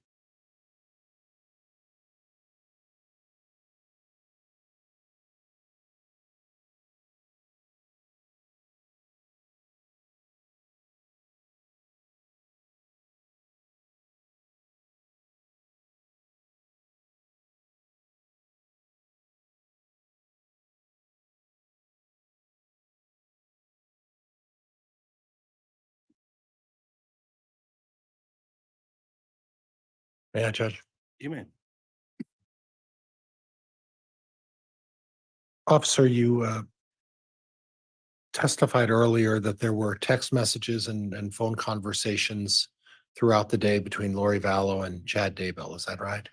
Between those devices, yes. And what you didn't look at is the history of the phone correspondence between these two folks, did you? I did not personally do that. You didn't look back what their pattern of communication was even a week before that, correct? I did not. And a week after that, you didn't look at that as well, did you? I did not. You are aware, though, by your analysis that Lori Vallow called a mortuary sometime around 2:00. And then there was a preceding number of calls and texts. And then Chad Daybell called the same mortuary, correct? Yes, that's what the records show. You happen to review the mortuary call that Chad Daybell made to the Sun Valley mortuary? Did you listen to that? Oh, no, I've not listened to the audio recording. Okay, so you don't know the nature of what Mr.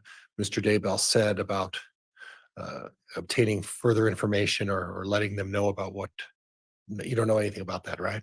I'm aware the recording exists. I have not listened to the recording. And you're aware that the two of them were engaged in an extramarital affair? That's what I've been told, yes. Okay. Now, the issue of cell tower,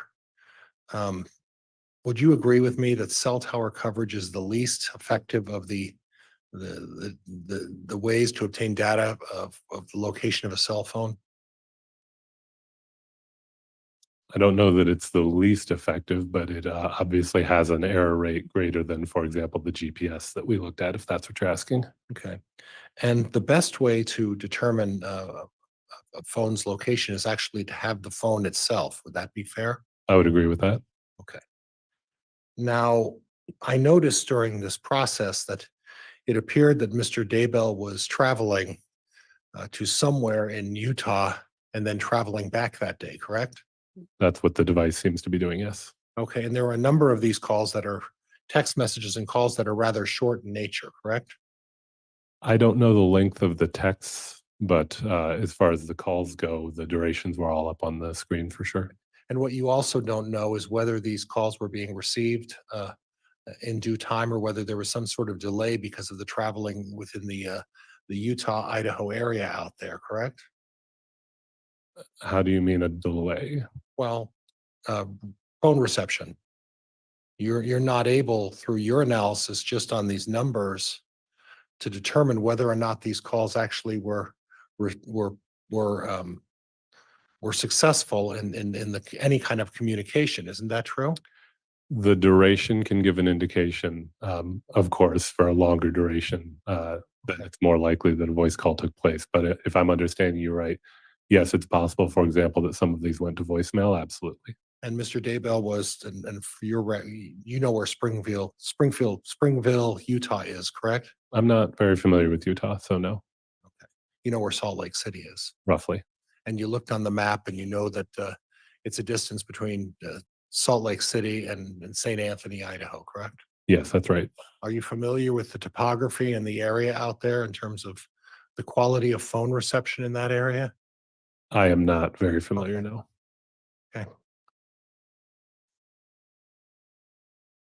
Now, from what I understand from your testimony is that, at least what you're suggesting is that based on based on Charles Vallow's phone and the delay reporting to 911, it's suggesting that Lori Vallow was present at the time Alex Cox shot Charles Vallow. Is that correct? Partly, if I might elaborate. Okay. What I would say is that if Ms. Vallow makes the claim that she's present for the shooting, which I'm told she did, then the data suggests that either that claim is wrong, she wasn't actually there, or she was there, there was a very long delay before 911 was called. Either of those are possibilities in my mind. Okay. And are those are really the two distinct possibilities, correct? Yes, I think so. So either Miss Vallow is lying about being there when Alex Cox shot Charles Vallow, or the other scenario you suggested, correct? Yes, that's right. And if I noticed that on your display, you included that Tylee Ryan and JJ Vallow were also present at the time. Is that right? That's the claim that was made.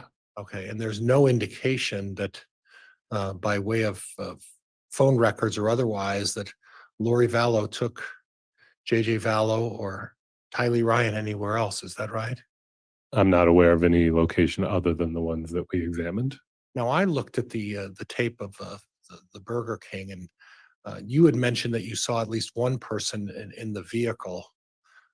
When I examined it, it appeared there were at least three people in the vehicle. Is it possible there were three people in the vehicle at the Burger King? I'd say it's possible and indeed likely. Oh, and indeed what? Likely that there were three people.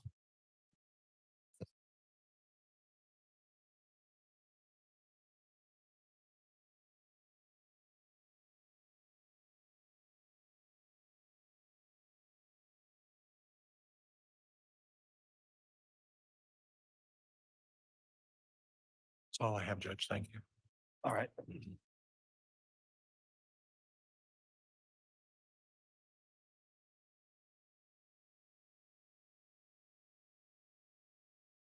Any redirect?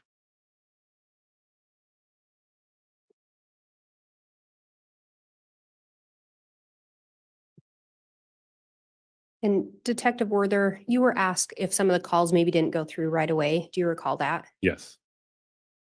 In your presentation, did you denote the duration of the calls that you were able to locate? Yes, when there was a voice call, I tried to put up what the duration was so that those viewing the presentation would know how long those calls were.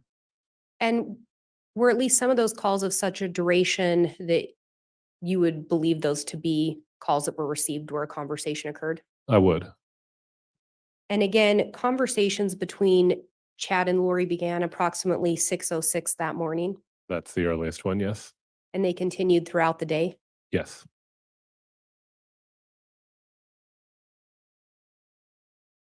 And you learned Chad and Lori were having an extramarital affair, correct? Judge asked and answered. World. That's my understanding.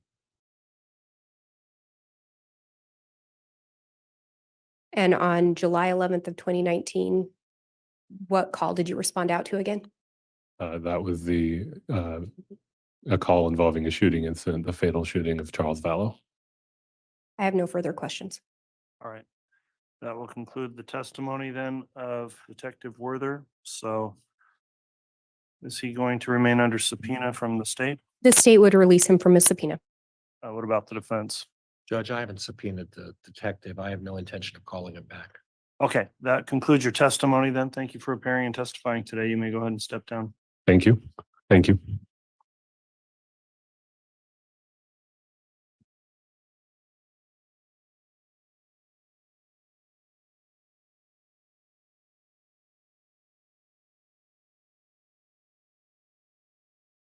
Okay, at this time, based on the nature of the testimony, the court's got a limiting instruction that I'm going to reread to the jurors. I've read this before, and this will also be included in your final instructions for deliberations.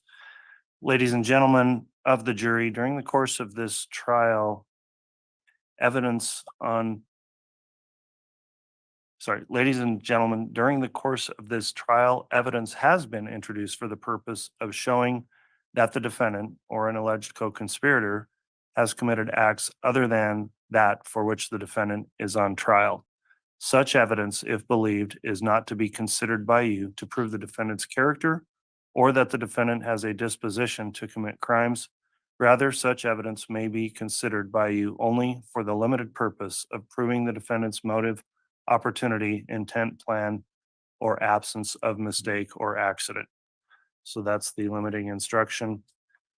With that then, let me inquire from the state, given the time where we're at, does the state intend to call or seek to call another witness this afternoon? Your Honor, could we just briefly, I know people are probably getting tired of the sidebars, but if we could just briefly chat about the schedule. Yeah, let's do that quickly in a sidebar. Thank you, counsel.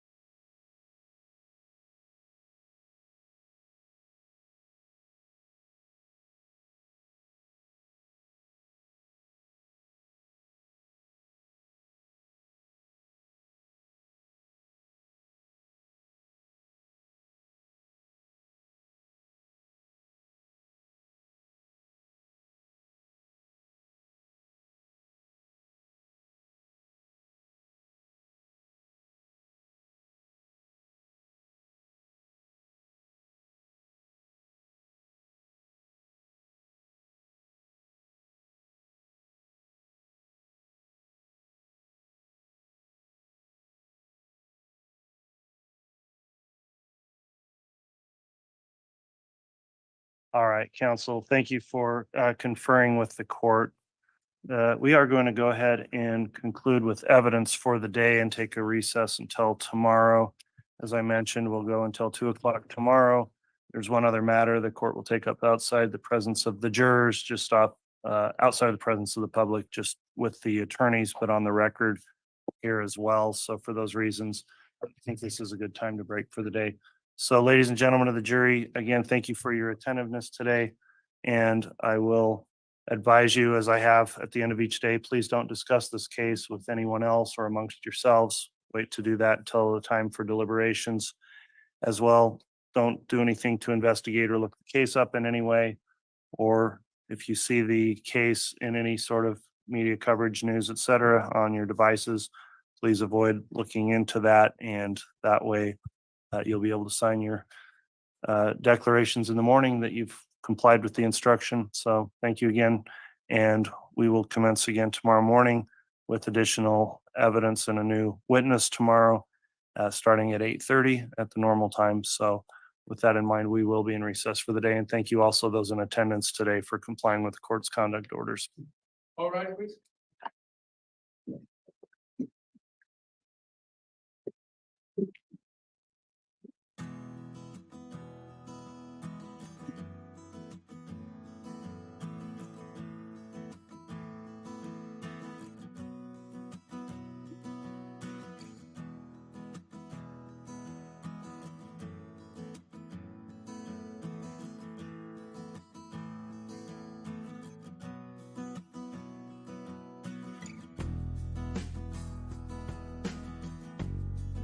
All right, thanks, everyone.